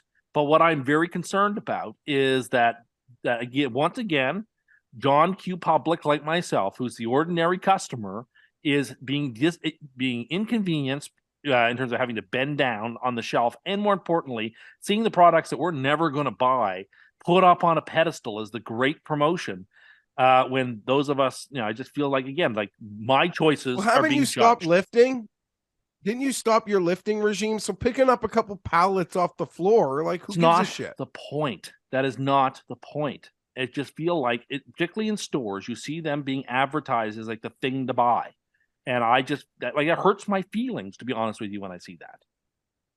Sometimes you like hear on the news. Hold on, that hold people on, are- Snowflake. I think you need to fucking toughen up, pal. No, it's just like, come on, man. Like put at eye level the stuff that the regular customer is buying on a daily basis. Why inconvenience my So what life? bugs you more? The fact that it's too small for you, the fact that you have to, like, that it's getting a spot on the shelf. It's so insane when you even talk about it more. Maybe it's a covert operation by the government. They've infiltrated the soda companies to say, look, these people who are buying the big cans tend to, have a bit They're more not big weight cans. on. They're just regular cans. Stop calling my cans. We're big calling cans. them. They're just cans. We're calling them the big cans. No, we're And not. If we put them at the bottom, they're a little bit heavier. This will at least get them a little bit of exercise. I'm at 81 steps today, by the way. Oh my god! I just sent it to you in the group thread. You can That was see the question I was going to ask you when can I see had my it's even hand up a time. It's second even ago. timestamped. Maybe you so should can walk see over to the convenience store and buy some DCs there, You bud. can see it's timestamped from the Full scene. cans. I have like 81 steps in. Today. 81. 81. You've burned 3 calories walking today, according to this. Yeah, the You've guy don't walked- carry my phone with me everywhere. You've walked 0.06 of a kilometer. Yeah, those rings are out to get me. That's Well, impossibly- you did let our impossibly friend low. at the Christmas party set your daily ring to 1,000 calories, which would require 20,000 steps. Well, he per said it was day. doable. I mean, it's theoretically, yes, it is doable. You're not going to do it. You can't get past 100. I can, but anyway. Oh my god, that's others- not. Are Yeah, you? go Well, last week we bullied you into going on the treadmill afterwards. You're going to go for a walk for 45 minutes after this. Get your steps up. No, I have an errand to run this evening, so I won't be doing that. And then you can reward yourself with some steps. Yeah, And a big can of Coke. So again, the big cans are the king cans. That's what a Okay, big can listen, is. yeah, listen. Or like what king-size that cans. brisk iced Sure. tea is in. Those are the big cans. Regular cans are not big cans. Stop calling it that. Big cans. No, I'm good No, with big cans. no. Jeff. Again, this is the sort of stuff that makes me feel bad. Well, I'm sorry that Oh my you have God. chosen to feel badly about that, but that's a you problem, not a me problem. And if I they're see not- a commercial for mini cans on TV, I will lose my mind this Christmas. Mini. But This is What supposed to is- be a who happy cares? Like, and they- enjoyable time of year, and I don't need them encouraging me to buy the little cans. And that was going to actually cut into my second point was give me and give the people some advice. It's Christmas time. We're going to parties. We're going to family events. What if we don't want to be the most unhealthy person imaginable? What do you advise we do? Are you asking me? Yeah, sure. I You can go ahead. I didn't hear what the question was. So it's Christmas time. People are going to go into family gatherings. They're going to be Just eating ask me food. the They're gonna question. be I don't need the parties. whole I don't need. Well, the no, preamble. but the I got lost in preamble is essential. I got lost in the preamble. What's the actual essential question? What are people supposed to do if they don't want to be the most unhealthy person this Christmas? What are they supposed to do? Like Little diet can. tips? I mean, this is the part of the year that like No, all not bets are off. dieting. I don't say don't diet, but if you don't want to be the most unhealthy person imaginable, what should you do? What are the EV moves? Start with mini cans.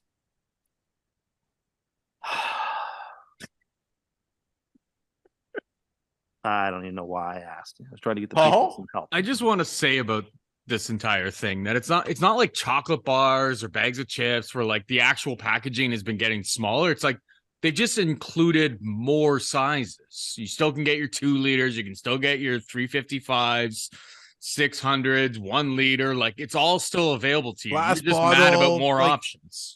No, it's not the options that I'm mad about. I'm mad about the prioritization of what I feel is actually a very dumb development. People don't want less of it; they want more of it. Well, how about this? What if the king size can that you talked about? What if it was the other way? What if it was a king size can of Coke that was being promoted, and the normal big cans were underneath of it, not the mini cans up top? I'd be annoyed by that too, for different Right. reasons. You'd be fucking buying the king size cans. No, I wouldn't. It's like, how would Paul feel if Monster started only advertising mini cans of Monster everywhere? You probably And- love that. Was It's basically called were Red like, Bull. and they were basically judging. Like They were Red Bull already basically does the judging small you. cans. They were basically judging you for your consumption of the Monster cans you choose. I think you'd feel the exact same way as I do. No, I wouldn't. I wouldn't feel course that you at would. all. Why would I? No, Red Bull already does this. Their cans are like 250 milliliters. Yeah, Like, but Red Bull that's came been first. forever. They're doing a different game. They're doing. They have something bigger different. cans too if you want to get a bigger Red Bull. Yeah, they do. I think Yeah, Monster actually does have smaller little cans for people who want to like mix it with their booze or whatever. Like they'll never market it that way, but I think that's what it's Are there you for. offended? Like it already exists. You can You get seem to Monster, be- plain Monster, like 250s, the same size as like a Red Bull. And I do not get triggered by that whatsoever. It's just like, oh, small cans, cool. Why do you accept, say, the mini chocolate bar? Well, I think that the mini chocolate bar has a time and place at Halloween. I'm also the person who says you should give out full size chocolate bars. And at the grocery, at the gas station, which you don't and- do, by the way. and That's what and came through to the conclusion year of. at the gas station or grocery store, it's full size chocolate bars that you see. You only see the mini ones for a very short period of time for a certain occasion. I'd have a real problem if they tried to turn the mini ones into the regular full size ones. I'd feel deeply hurt by that, and I would object to it. So You're like that guy. There's some famous guy in Britain who I can't trust Prince me. I Andrew. can't stand that phone. Oh my goodness! No, I can't stand that phony Markle. I can't stand her one bit. She's such a phony. But I'll give her props for literally turning like grown men into pretzels and writing full-on editorials that they can't sleep at night because they're so mad at her. you mean Tim? Like that's you. Like that's you over soda. It matters, okay? It doesn't. To quote The Rock, it doesn't matter. Like I think the mini cans have a very small and short time and place, and it's not for mixing drinks. You act like the mini cans are like a new development. They've been around for fucking like half decade. Yeah, but I feel like they've been really pushed the last few months to a year. Like they've been really like incentivized in the marketplace. Yeah, they're good for parties. No, they're They're good bad for for parties. They're bad for parties. Bad. Do you throw a party ever? No. I Is wouldn't the have answer? mini cans. You have full size cans. It's not going to go flat in the 20 minutes it takes for you to pour your next drink. That's not how carbonation works. To answer your question from earlier, how do people try not to be the most unhealthy person around over the holidays? The answer is exercise throughout the holidays. Eat whatever you want, do whatever you want. It's the time to indulge. And there's going to be ample opportunity to indulge with anything that you want to eat. Just get your like half hour of exercise in every day and you'll still feel fine. You won't gain a bunch of weight. That's what I Okay. do. That's you know what? That's very good advice. Now, even if it's something as simple as, like, I remember I came home one year and didn't have a gym membership, so I was just stuck at my house, at my grandparents' house, for like 5 days when I came home over the holidays. I just put on YouTube, like, at-home workouts, half hour, boom, and just did a half hour a day.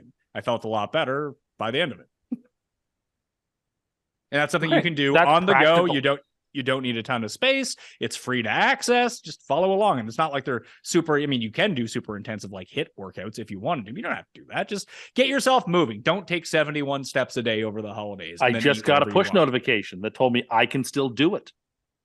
That's nice. I'm only Isn't that good? 997 calories away from my goal, and I'll close my ring. I mean, if you went to the treadmill after this and ran at, let's say, 7.5 miles per hour for 40 minutes, you'd get there. Yeah, that's probably true. Or if I went to a spin class. Have you ever been to a spin class? Yes, I have. They're incredibly intense. Incredibly intense. I feel like that would be the motivation you would need. You'd have some guy up there or some woman up there yelling like, "You maggot can do it. You stand up on that right now." Honestly, I kind of preferred the way the Gentle Aquafit did things. Yeah, well, you're not going to burn your 1,000 calories that way, pal. The regular Aquafit, you will, not Gentle Aquafit. Well, you never said anything about regular Aquafit. You always well, said you work your way up to that. No, okay. Let's get to the second set of games here. Once again, Cust Corner Christmas edition coming out on Christmas Day. So make sure you're subbed to the channel right now. Washington at San Francisco. Niners favored by 7. I like the Commanders, Geoff. +7. I feel like it's a prime Fienberg spot. San Francisco wins. Washington's D is good enough to help them cover. Yeah, good call. I'm going to lean Commandos also here, taking the 7 points. I feel like there's a lot of games this week where it's been 2 versus 1. Maybe this is Tim's chance to climb. I do like San Francisco here, and I like teasing them down to a pick as well. Yeah, I think that loss actually will do a lot more violence to the Commanders than let's say the Patriots lost it to the Raiders. I mean, you're up by, it's a game you should win, a game where a bunch of calls went against you. To lose that on prime time, that hurts. Rivera seemed to be almost in shell shock with his response. I don't know. Well, I'm going to go with the 49ers here. Washington has a tough schedule down the stretch. I was ready to concede my loss to them on our Hammer show. Commanders need one more wins to take one of those categories out of my bag, and maybe they won't. Who knows? Maybe I'll get lucky. Next game. Eagles at Dallas. What do we have? 5 is on the spread. This got up as high as 6 on DraftKings Sportsbook. In real time, it's actually 4.5, but we'll do 5 for the purposes of the show. It's 46 right now. Gardner Minshew likely to start for the Philadelphia Eagles. Dallas Goedert has been activated, and he will return this week against the Cowboys. And the Cowboys defense looks like trash over the past few weeks. I mean, this is no lock just because the favorite for the MVP prior to him getting injured isn't playing. Like, I think Minshew is probably one of the 10 best backups in football. Is a very talented team, a more talented team than he used last year. I don't think that Minshew's on the same plane as Jalen Hurts, but this kind of goes to the Fienberg theory of good team with backup quarterback coming in can still outright win this game. I think you're going to see a lot of Eagles steam by the end of the week on this, Geoff. Let's be honest, this isn't good team with backup quarterback. This is like really good to great team with the backup quarterback, Pat. And I need some advice because the little birdies before the books, Dallas yesterday, I believe, was minus. Yeah, this is what makes no 1.5. sense. Is Hurts really worth that little to the books? Is the MVP So I got 20 in points, really? Well, no, because it opened at 1.5, and then it jumped up. Like in some places, it was 7, so it jumped up 5.5 points very quickly, and then people just started dumping on the Eagles, and it had to come back down. Yeah, so I missed my chance because I was like a Foss sharp in the sense that I got word Hurts was going to be out. I laid the 3 points with Dallas plus 100. Or sorry, yeah, like total pick. I'm not even having to lay juice, but I missed the opportunity to get the high-end buyback as like the real sharps. I'm sure, as you mentioned, like once that buyback 7 shows up, they crush it and are on both sides. So right now I'm just sitting with the Dallas -3. It's for way too much money. I am going to buy back this thing I do love the theory in play here. Backup quarterback, fantastic team. My only concern is Dallas is really seeming, and maybe this backfires for them. It seems like they're making this game to be so much more important than it is, and so much more important, especially than it is for the Eagles. This is one of the great things about the Eagles having their loss on the season, is that they don't have to get caught up in this. Their focus is just being at optimal for the playoffs and a Super Bowl quest. The distractions of undefeated would be so annoying going into a game like this. I'm torn. I think this is also going to be maybe a Fienberg game, but I'll take the inflated Eagle points. But I don't know where my actual money interest will be when the time this kicks off. I'm probably just going to stay away from this, but like, who does this game actually mean less to? I think is really the thing here. Does it mean less to Philly or Dallas? I actually think, Tim, it means less to Dallas, outside of a, hey, we can beat the Eagles perspective, like for good confidence, but they don't need to fucking win. No, I actually don't think it means a whole lot to either team. Philly is up 3 with 3 to go and have a tiebreak on the Vikings. So the Vikings can't catch them. The only team that can theoretically catch them is I guess the Vikings. Well, the Vikings can catch them because they're up 2. With 3 to go. So yes, the Vikings would catch them if the Eagles lost out and the Vikings won out. And San Francisco if they tie, I don't know that San Francisco jumps them. In fact, I don't know. Maybe San Francisco does jump them if they tie. So I guess if Philly wins this week, then they can mathematically lock everything up. I don't know. I guess it matters slightly more to Dallas to prove Philly, but not a whole lot. Not a whole lot. We were sort of cheated this year. We're not going to see a full Cowboys-Eagles game between both teams with both their starting quarterbacks. So maybe we'll get to see it in the playoffs, and it's sort of setting up. But I don't think it means much to either team, to be frank with you. I'm not going to mind missing a lot of this game doing Christmas Eve stuff. Yeah, because Dallas still has their game against. I think they played did they play the Giants again? They play the Titans on a Thursday night, and then I believe they finish with New York. No, they finished with Washington. They finished with Washington. So they've already beat the Giants twice this year. Yeah, they beat the Giants twice. So not only are they a game and a half up, they own the tiebreak as well. So it's pretty unlikely the Giants are going to come back and tie them for the 5 seed. Like Dallas is locked into the 5 seed, essentially. Just about. So I'm going to take. Oh my God.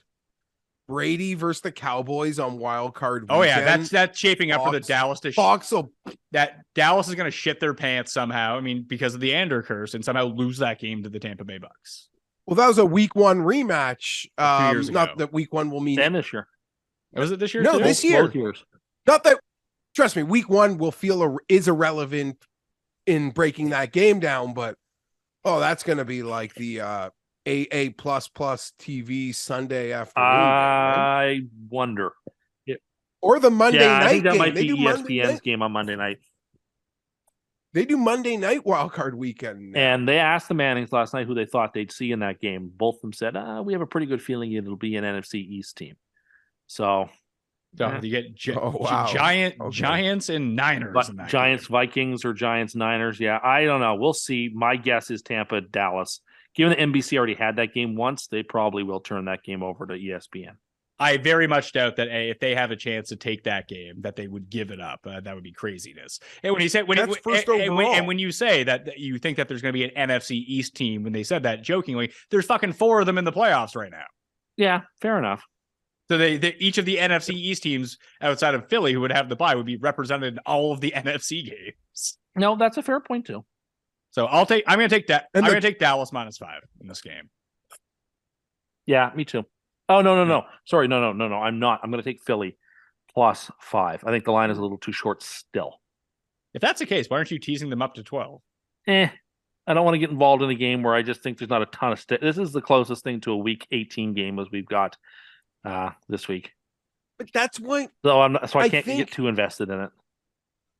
Shit, that makes me go back to Dallas because I do believe there's a lot of elements of a week 18 game here. But Dallas and just just in everything about them and all the narrative talking points, like it seems like it's like picking a team that you feel like is going to go 150% in a meaningless game. If that makes any sense? Sure. Shit. I said Eagles. I don't need a flip flop. I don't care. I don't need to bet it. I did bet it already. Sunday Night Football, Vegas at Pittsburgh. Pittsburgh is a 3-point favorite at home against the Raiders, who I guess they have signs of life still. Like they're not technically out of it, right? Neither team. They're both 6-8. Oh yeah, I suppose that's true. They both have really long odds to make the playoffs, like really, really crazy long odds. But yeah, both are not technically dead. It looks like your boy Pickett's going to play. He passed concussion protocol, according to Mike Tomlin. So he's going to be in against Jets' future quarterback, Derek Carr. I don't know what to do. I don't know what to make of this game. It's a very, very historic AFC rivalry. That's one thing it you is. can say about I'm it. teasing Oakland up to +10. Well, that's going to ruin your teaser, sir, because there is no team called Oakland. Or so Las Vegas, void up to bet. +10, up to +10. No, I'll take Yeah, the I can Raiders see that. plus the 3. Going to be a close game. I don't know how much of it I'm going to bother watching, but This is Yeah, I'm with Tim. I'm going to take Vegas +3. I think these teams are about even. they might be about even, but sorry, what's the 3. spread? 3. Okay, yeah. Well, the spread's 3. The temperature is -4. Okay, give me the team with the better running back then. Give me the team not from the desert. I'll take Pittsburgh. Also, maybe this has to do with my suggestion here, but in the Chargers clinching scenario, it requires a Raider loss. But the Raiders, they win. I mean, sorry, the Steelers, they win in their weight. Although Pat is saying they're not in the same weight. No, I'm saying that they which are might be a about fair exactly the same weight. And in cold conditions, outside in a lower scoring game, like, Vegas +3 sounds pretty good. They just beat the Patriots by 7. I'll take 6. 6, sorry, yes. They'll weren't kick allowed the to extra kick point there. Yeah, but that was their head coach's Super Bowl. Fair enough. And listen, they had a tremendous play to end that game. Good momentum for Vegas right now. Again, Vegas, well, that finally they got a good break, but talk about a team that's been unlucky all season. That team should probably are they be... actually unlucky, or are they being bad? No, I think they're No, they have been unlucky to blow that Titan game, to blow Cardinals, that the Jaguar Cardinals, game, week to 2. the Ram game. I'm happy they even if they had one more win, they would be very much alive in the Definitely. AFC. Well, you have to like how this is shaking out for the Raiders, though. Probably not making the playoffs, but winning too much to get one of those top end picks. Oh, they've already missed the boat on the high end selection. So yeah, I love a Raiders 6, 7, 8 win season. Perfect. Derek Carr decision, $40 million question 3 days after the Super Bowl. What are they gonna do? There's Brady rumors there. McDaniels, Adams, go join them up. Brady to the Jets, Tim? I don't think so. I don't think he would ever go to another AFC East team. Why? I honestly think it would be something he just wouldn't do. I don't think anybody in But his his spot son would do lives it. in New York. Yeah, well, the Giants make more sense than the Jets do. I don't actually think that's true. I think for I think next there's year, no playing on a hope. 1-year deal. I'd take him. We would have won the Super Bowl with Favre the year we had him if he hadn't gotten hurt. I mean, I'll take him. I'll take Brady on my team. course you He's would. playing fine. He's not the problem. If you put Brady on this Jets team, they're going to win the division. You got an audible gasp from Paul from behind the camera. He knows I'm right. He doesn't want to deal with Tom Brady again. Come on, Tim. Look, they're 7-7, and we beat you once this year with Zach Wilson. So, pipe down. I mean, Pipe down. when you guys beat us, the entire defense was injured that game. Oh no, it's almost as if this is football, and sometimes people get hurt. I love you still have the swag that tells I mean, I'm just gonna let Well, pipe down. Bills fans, maybe you should actually win something in their lives before they start taking shots at other teams in the You division. guys have what? When was the last time you guys been to the playoffs? 2010 when they went to 2 championship games in a row. How many times has the great Josh Sick, Allen bro. gone to a Sick, bro. championship 12 game? years. Sick. Yeah. Yeah, real impressive. Yeah, let's try not to blow a It's game like with high 13 seconds schoolers have again. never seen the Try not Jets to in blow the a 13 playoffs. second lead again in Cool. the playoffs. But really, yeah. really, really fun Yeah, franchise to okay, follow. Yeah, good Cool, luck bud. to you. Good luck to you. Good luck. I actually need your team to Well, win we several don't- we games don't down need the your stretch. luck. I actually need your team to win me several games down the stretch here. Yeah, stop relying on us. We're lovable losers. So Yeah, well, losers anyway. leave us alone. Leave Jeff's Chargers alone. No, Leave, I'm gonna once be. the I'm Jets cheering. are done. Just like turn off your No, TV for the until I draft season. I am a 1 month member of the cheering section of the LA Chargers if the Jets are out of the playoffs. Why? Because I want to see your team Why? do well. I think it's good for you. It's good for No. the show. I support it. I think it would be a great redemptive story for Herbert to come out there and just carve his way through the pantheon of AFC quarterbacks who are all lined up in these playoffs. Burrow's there, and Allen is there, and Mahomes is there. You like Herbert's like Okay. Super Mario, and he's about to go through all the levels before he gets to Bowser. I think this is what's setting up. So, well, I hate that you're on the wagon. I do appreciate your sort of end take that you're really just cheering for like the AFC playoffs to be this insane tournament of high level quarterbacks. Yes, I am. Like everyone at home neutral would rather watch the entertaining team with good quarterback play get in the Exactly. playoffs. And you're going to be an underdog in every one of those games, and so I want to cheer for you. I don't want you to Well, cheer for whether me, you want but it I or like not, you're going to get it. Unless my team makes it. So you better hope for my team, bud. But I don't understand. Why am I? I've been spending a lot of time like on other Chargers teams Reddit this year. more. So much time that I feel like I want to see how this story ends. Tim doesn't want to see his friends. You're like a happy. creepy That's- neighbor. that's You're what's like happening. a stalker. You're stalking me. You're like, you're the neighbor that's looking through the window, the blinds, like taking notes what time we leave our driveway, all this stuff. He's rear window. Tim I already did a Jimmy Stewart impression on the Christmas show. I'll do another one, I suppose I have to. Hi there, Geoff. What the fuck was that? Jimmy Stewart. No, I'm a very good actor, I'm not that bad. Wow. Now you're starting to get around where Jimmy Stewart is. No, that sounds like Christopher Walken. That turned into Yeah. Walken once I started trying to do more than wow. Yeah, it sounded like Christopher Walken. Better than your Walken. I guess so. I think It is. I think we can vote on that one. It's pretty good. It just sounds like you constipated. That's not how Christopher Walken sounds. No, it doesn't. It sounds very good. Oh my God. Qu'est-ce qui se passe? Monday Night Football. The Raiders What? at nighttime is going to be a disaster. And it's not Monday night. Well, we're going to Monday night. But we skipped. Okay. Never Can you mind. let me run the fucking Sorry. show? I already said sorry before you yelled at me. Sorry. You didn't yell either. I'm sorry. You sound like an abuse victim, by the way. It's my birthday. Let me make a mistake. I'm sorry. Chargers at Indianapolis on Monday evening. The Chargers are 4-point favorites on the road. 46.5 is the over-under. There is no better way for the Chargers to go full Chargers to somehow not win this game. This is going to be a field goal game at the end. Something stupid is going to happen with these two stupid teams. The Chargers should win this game by 50, but they won't because the Colts are just too +4 Indianapolis for me, and it is on the short list, Tim, for Super Lock. Oh dear. I like the Chargers in this game. course It's you not. do. It's not even a play on the Chargers. It's a complete play against Indianapolis. Team is very poorly coached. It's sloppy.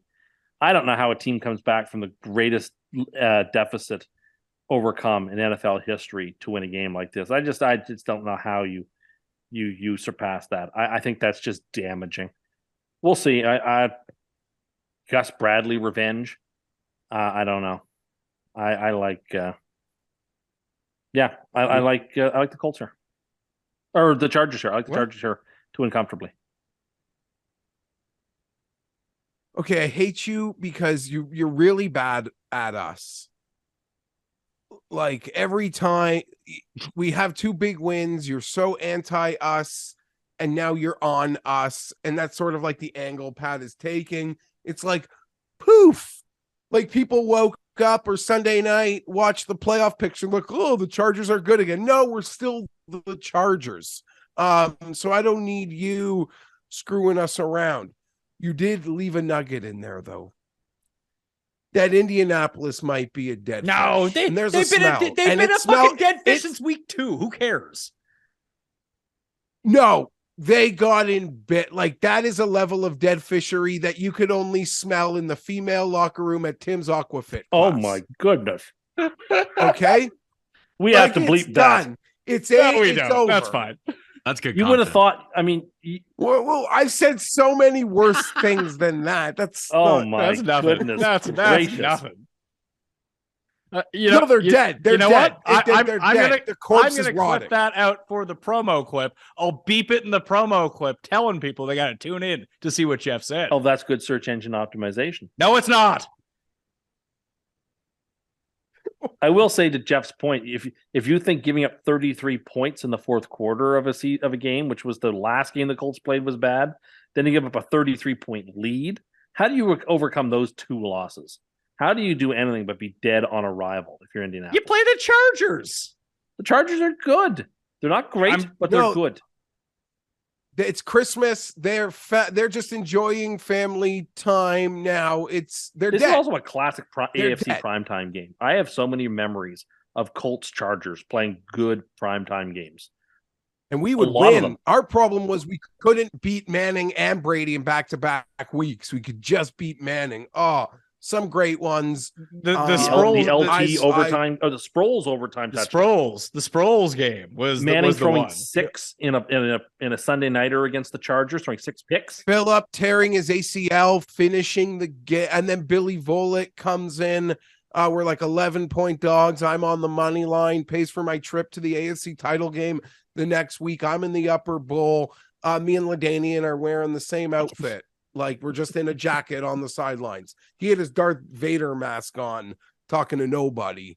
But hey, that's just our luck as a Charger fan. Biggest game of our lives, and the Stars hurt and can't play. Sadly, saddest part about that game, it was the one playoff game. Nate Kading actually made his field goals. Oh, I was I would have wanted that. Oh, listen, all I'm saying, Because then we could have gone there. so Geoff, from what you've said, sounds like you're taking the Colts.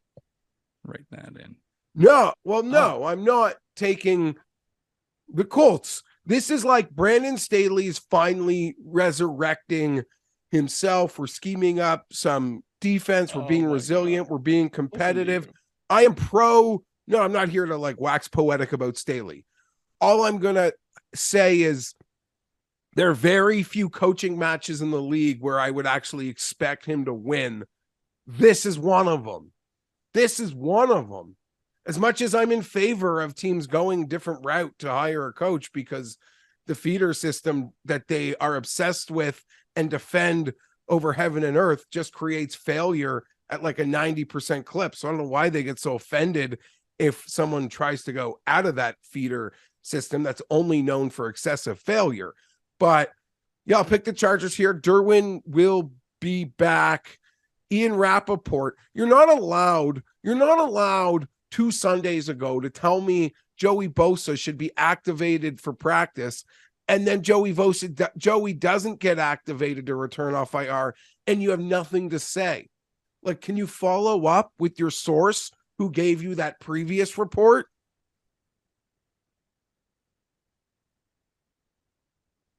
It's good though. Charger fan, like, I cannot believe it. Things are going too well for the Chargers. You know what happens.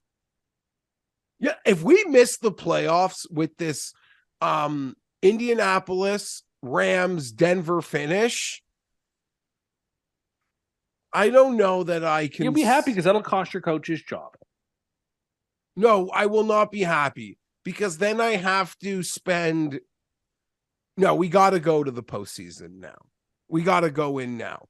There is minus 900 beside my name to make the playoffs. My wife wants to bet like $1,000 that we don't make the playoffs. So when I'm a sad sack, she can just online shop and be happy. Like she's, I tell her like out of excitement, look, we're minus 900 to make the playoffs. Like we should make the playoffs. She's like, I want to bet the other side because I want to be able to enjoy when you turn our house into misery. Yeah, but crazy. We're here. I don't know how it happened. Your Is playoff Tim odds start- are The fact that we're in like 79%. the same place as the Dolphins, man, All right, what a Hanukkah miracle. let's get to Christmas Day and wrap this up here. We have the Dolphins hosting the Packers. 4 points is the total. Love the Dolphins in this game. I think that, they're back at home. The Packers have been punching above their weight against some pretty crummy teams. And I think people are kind of back on the Packers a little bit. They are plus 650 to make the playoffs right now. If they win this game, it's not crazy to think that they make the NFC playoffs because they will probably have a win and get in game against the Lions in week 18, strangely enough, even if the Lions continue to win out. If they beat the Vikings at home the next week. Yeah, the Which Vikings can happen. The Vikings might have legit nothing to play for next. They're pacing the 49ers for that 2 pick, and you want those 2 home games. The most important game on Saturday for the Packers will be that Washington does not upset San Francisco. Yeah. So if you are someone who say doesn't like the Dolphins and wants them to lose, you would want San Fran to beat Washington because that would create the Packers still having things like right in front of them and them coming into that Dolphin game with max desire. I'll put it this easy. we Give also me have- Rodgers at 4 points against Tua. Take the right. Packers. Packers on the money line is the start of a 3-team money line parlay for Christmas. Whoa. A Why don't you just bet? Yuletide Why winner. don't you just bet that for plus 170? Yeah. No. We're going to do the 3-team money line parlay. And look, these have been really good this year. We won the Saturday pre-Christmas one. We won the Pilgrim parlay. We're going to win this Yuletide parlay as well.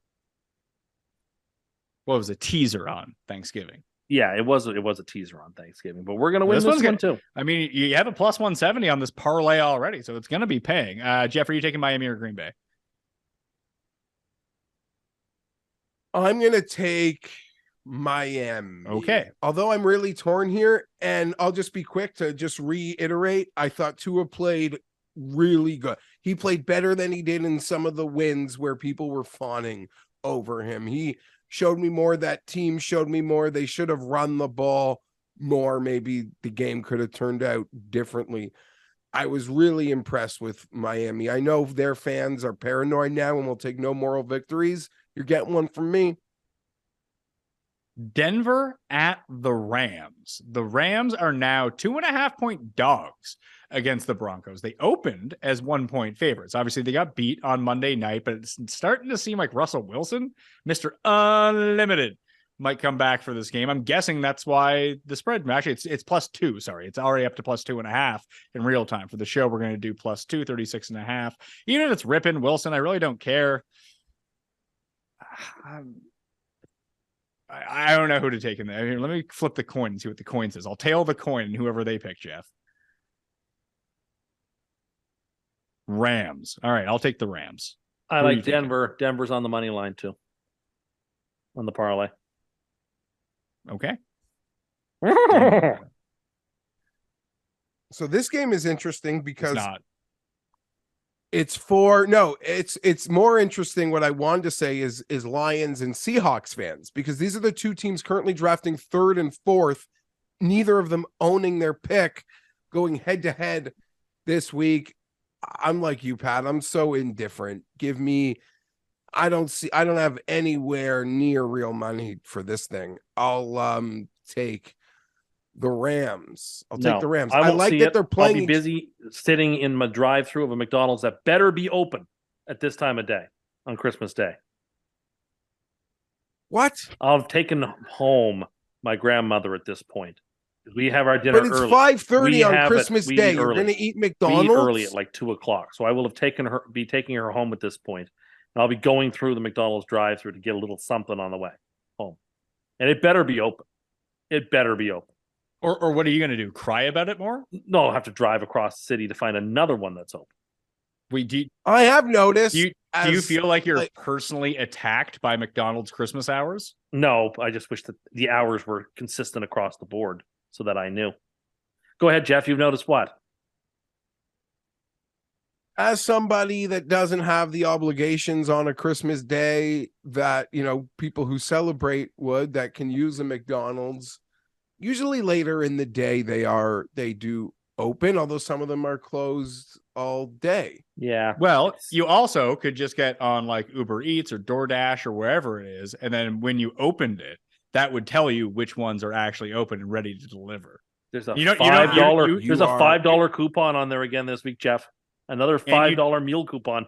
You don't even need to order from Uber Eats, but once you click on it and see which locations they're coming from, then you know they're open at that time. You told me you got coffee the other day on the Uber Eats and it was like $70.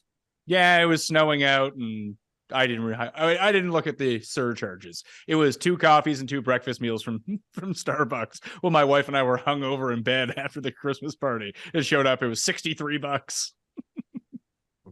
I got a Slurpee on Uber Eats after a Charger Dolphin primetime game. Okay. Yeah, I remember. But this way, I couldn't drive. But this way, I mean, you could have Ubered to there and back. Maybe that would have been cheaper. I don't know. But at least this way, Tim, you can find out which ones are and are not open. That's a fair point. There you go. Final game, Tampa and Arizona. Oy. Brady versus Trace McSorley. The Cardinals are 6.5-point dogs at home. Do I like that? I don't know what to do with this. I am very glad I can watch this Packers and Dolphins game and not give a shit about football the rest of Christmas. I agree. It's kind of nice, actually. They kind of did us a solid here. Arizona, 6.5. Arizona, money line parlay finisher. Oh, your money line parlay pays 14.5 to 1. It's a big one. But you know what? I feel really good about it.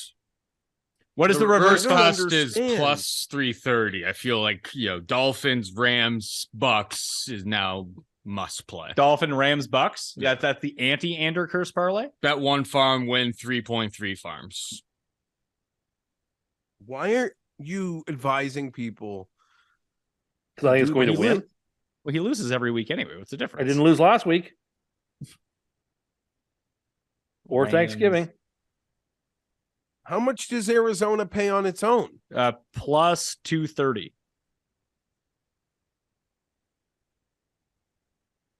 Yeah. Tampa's a trash team. It doesn't matter who plays at quarterback. They shouldn't be favored by a touchdown over anybody. Anybody. But you took the money line. I know, but they're such a bad team. I expect them to lose the game. I expect them to do what they do every single week, which is to play horribly and lose. That's what they're really good at. And Brady has to do a divorced dad's Christmas. I hadn't even Or thought just of no that. Christmas. It's Just a do no Christmas. miserable game. Go ahead. Waste it. I feel bad for people who are going to bet on Tampa. Tampa's going to be a very popular pick because everyone's going to have them at the end of a 3-team tease or a 3-team parlay on Christmas Day. And they're going to get their hearts broken because Tampa is going to lose that game outright. Hopkins alone is going to devour them. I hope you're right. Chase showed what you can do against that secondary, which is to feast if you'd like to. And Hopkins is every bit as good as Chase. Hold on. Okay, you know what? I don't know if Hopkins at this point is as good as Chase is, but let's say you're correct about that. I think it's a little bit different when one guy is Joe Burrow throwing the ball and the other one is Marty McSorley's son, maybe? Sure. I understand that. Do you know that this is Arizona's final home game of the season and they're 1-7 at home this year? I did not know that. I like that even more. This is like so they're due. No. This is just like a big fan farewell. Yeah, that's a big send-off. A big send-off. The guys that do that like deep dive cap stuff really say that it might be in this team's best interest to sort of eat salary cap hell to blow it all up. Well, they have the freedom to do so because Kyler's not there next year. So they can do anything they want with next season with no expectations. Yeah. Oh, that was also part of it. If Kyler's going to miss all or an extensive part of the year, they really should just blow it. And he will. Up. You're not bringing him back in week 16.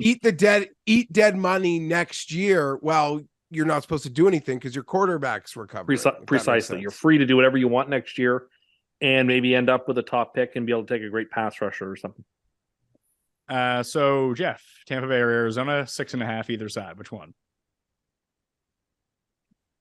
Arizona. Perfect. Round of Arizona for everyone. Let's get to the Omaha Steaks premium picks of the week. I will go first because I am irrelevant to this contest at this point. The first year this ever happened to me, 7-8. I do want to get back up above 500. I will take Tennessee -5. And if you want a winning pick, I suggest you go to omahasteaks.com and use promo code Mayo at checkout. Everything site-wide, 50% off at the moment. That code Mayo will earn you an additional $40 off after the 50%. That's a pick you can't lose, Geoff. What's our number in the Steelers game? 3. 3.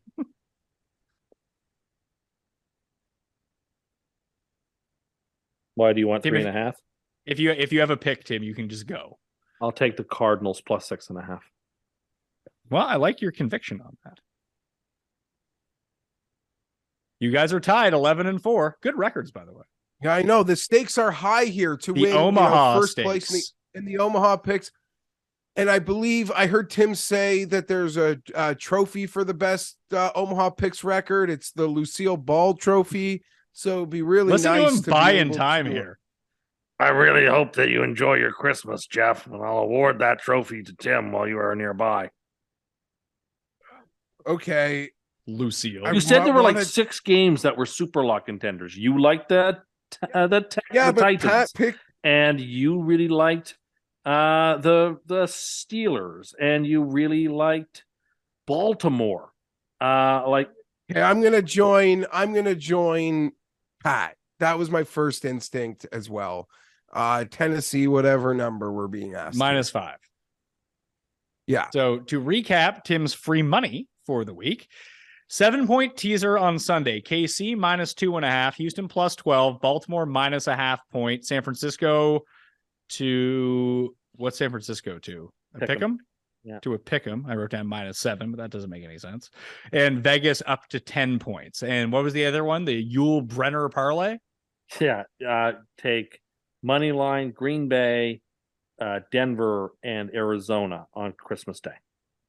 And that pays 14.5 to 1. This would be by far your biggest hit in the history of this show. Yeah, it would be, and it would be probably the long, even including in golf, where I think the last time I hit anyone with these type of odds to win a tournament was when I hit a decky at the 2020 Players. So, And you didn't even hit that. The last actual winner you had was Rory to win the Players at 9-1. yeah. Well, yeah, they're both winners, but I mean, one is actually a winner. The other was not paid. That's usually how they determine winners, when you get paid on your bet. so close to having Mito at the PGA, Yeah, how'd that work out? crushingly. Yeah, shocker. Anyway, that will do it on the Pat Mayo Experience. Once again, if you have any most insane moments that you can remember, favorite Cust moments of the year, dump those down in the comment section. I want to thank Geoff Fienberg for doing this on his birthday. I want to thank The Coin and Paul Shaughnessy for being behind the camera and contributing. I want to thank all of you and Tim Undercust. Tim Andergus. That's not my name. Heard it was. Heard many it people, wasn't. Many people are saying that is your name. No, I heard it wasn't. All right. Smash the like and sub to the channel on the way out. You have that $500 giveaway from Odds Checker US. So go subscribe to their channel on YouTube. Comment Mayo underneath any of the videos, and you're in that draw for $500. And then you have the rating and reviews, the retweets, the sub to Mayo Media Network. You can find all of that information down in the description to get into the $1,000 giveaway that Tambo is doing Friday on the Pat Mayo Experience. So I would highly suggest that you do that. All right. I'm Pat Mayo. Thank you all for watching. I'll see you next time. Mayo Experience! Experience!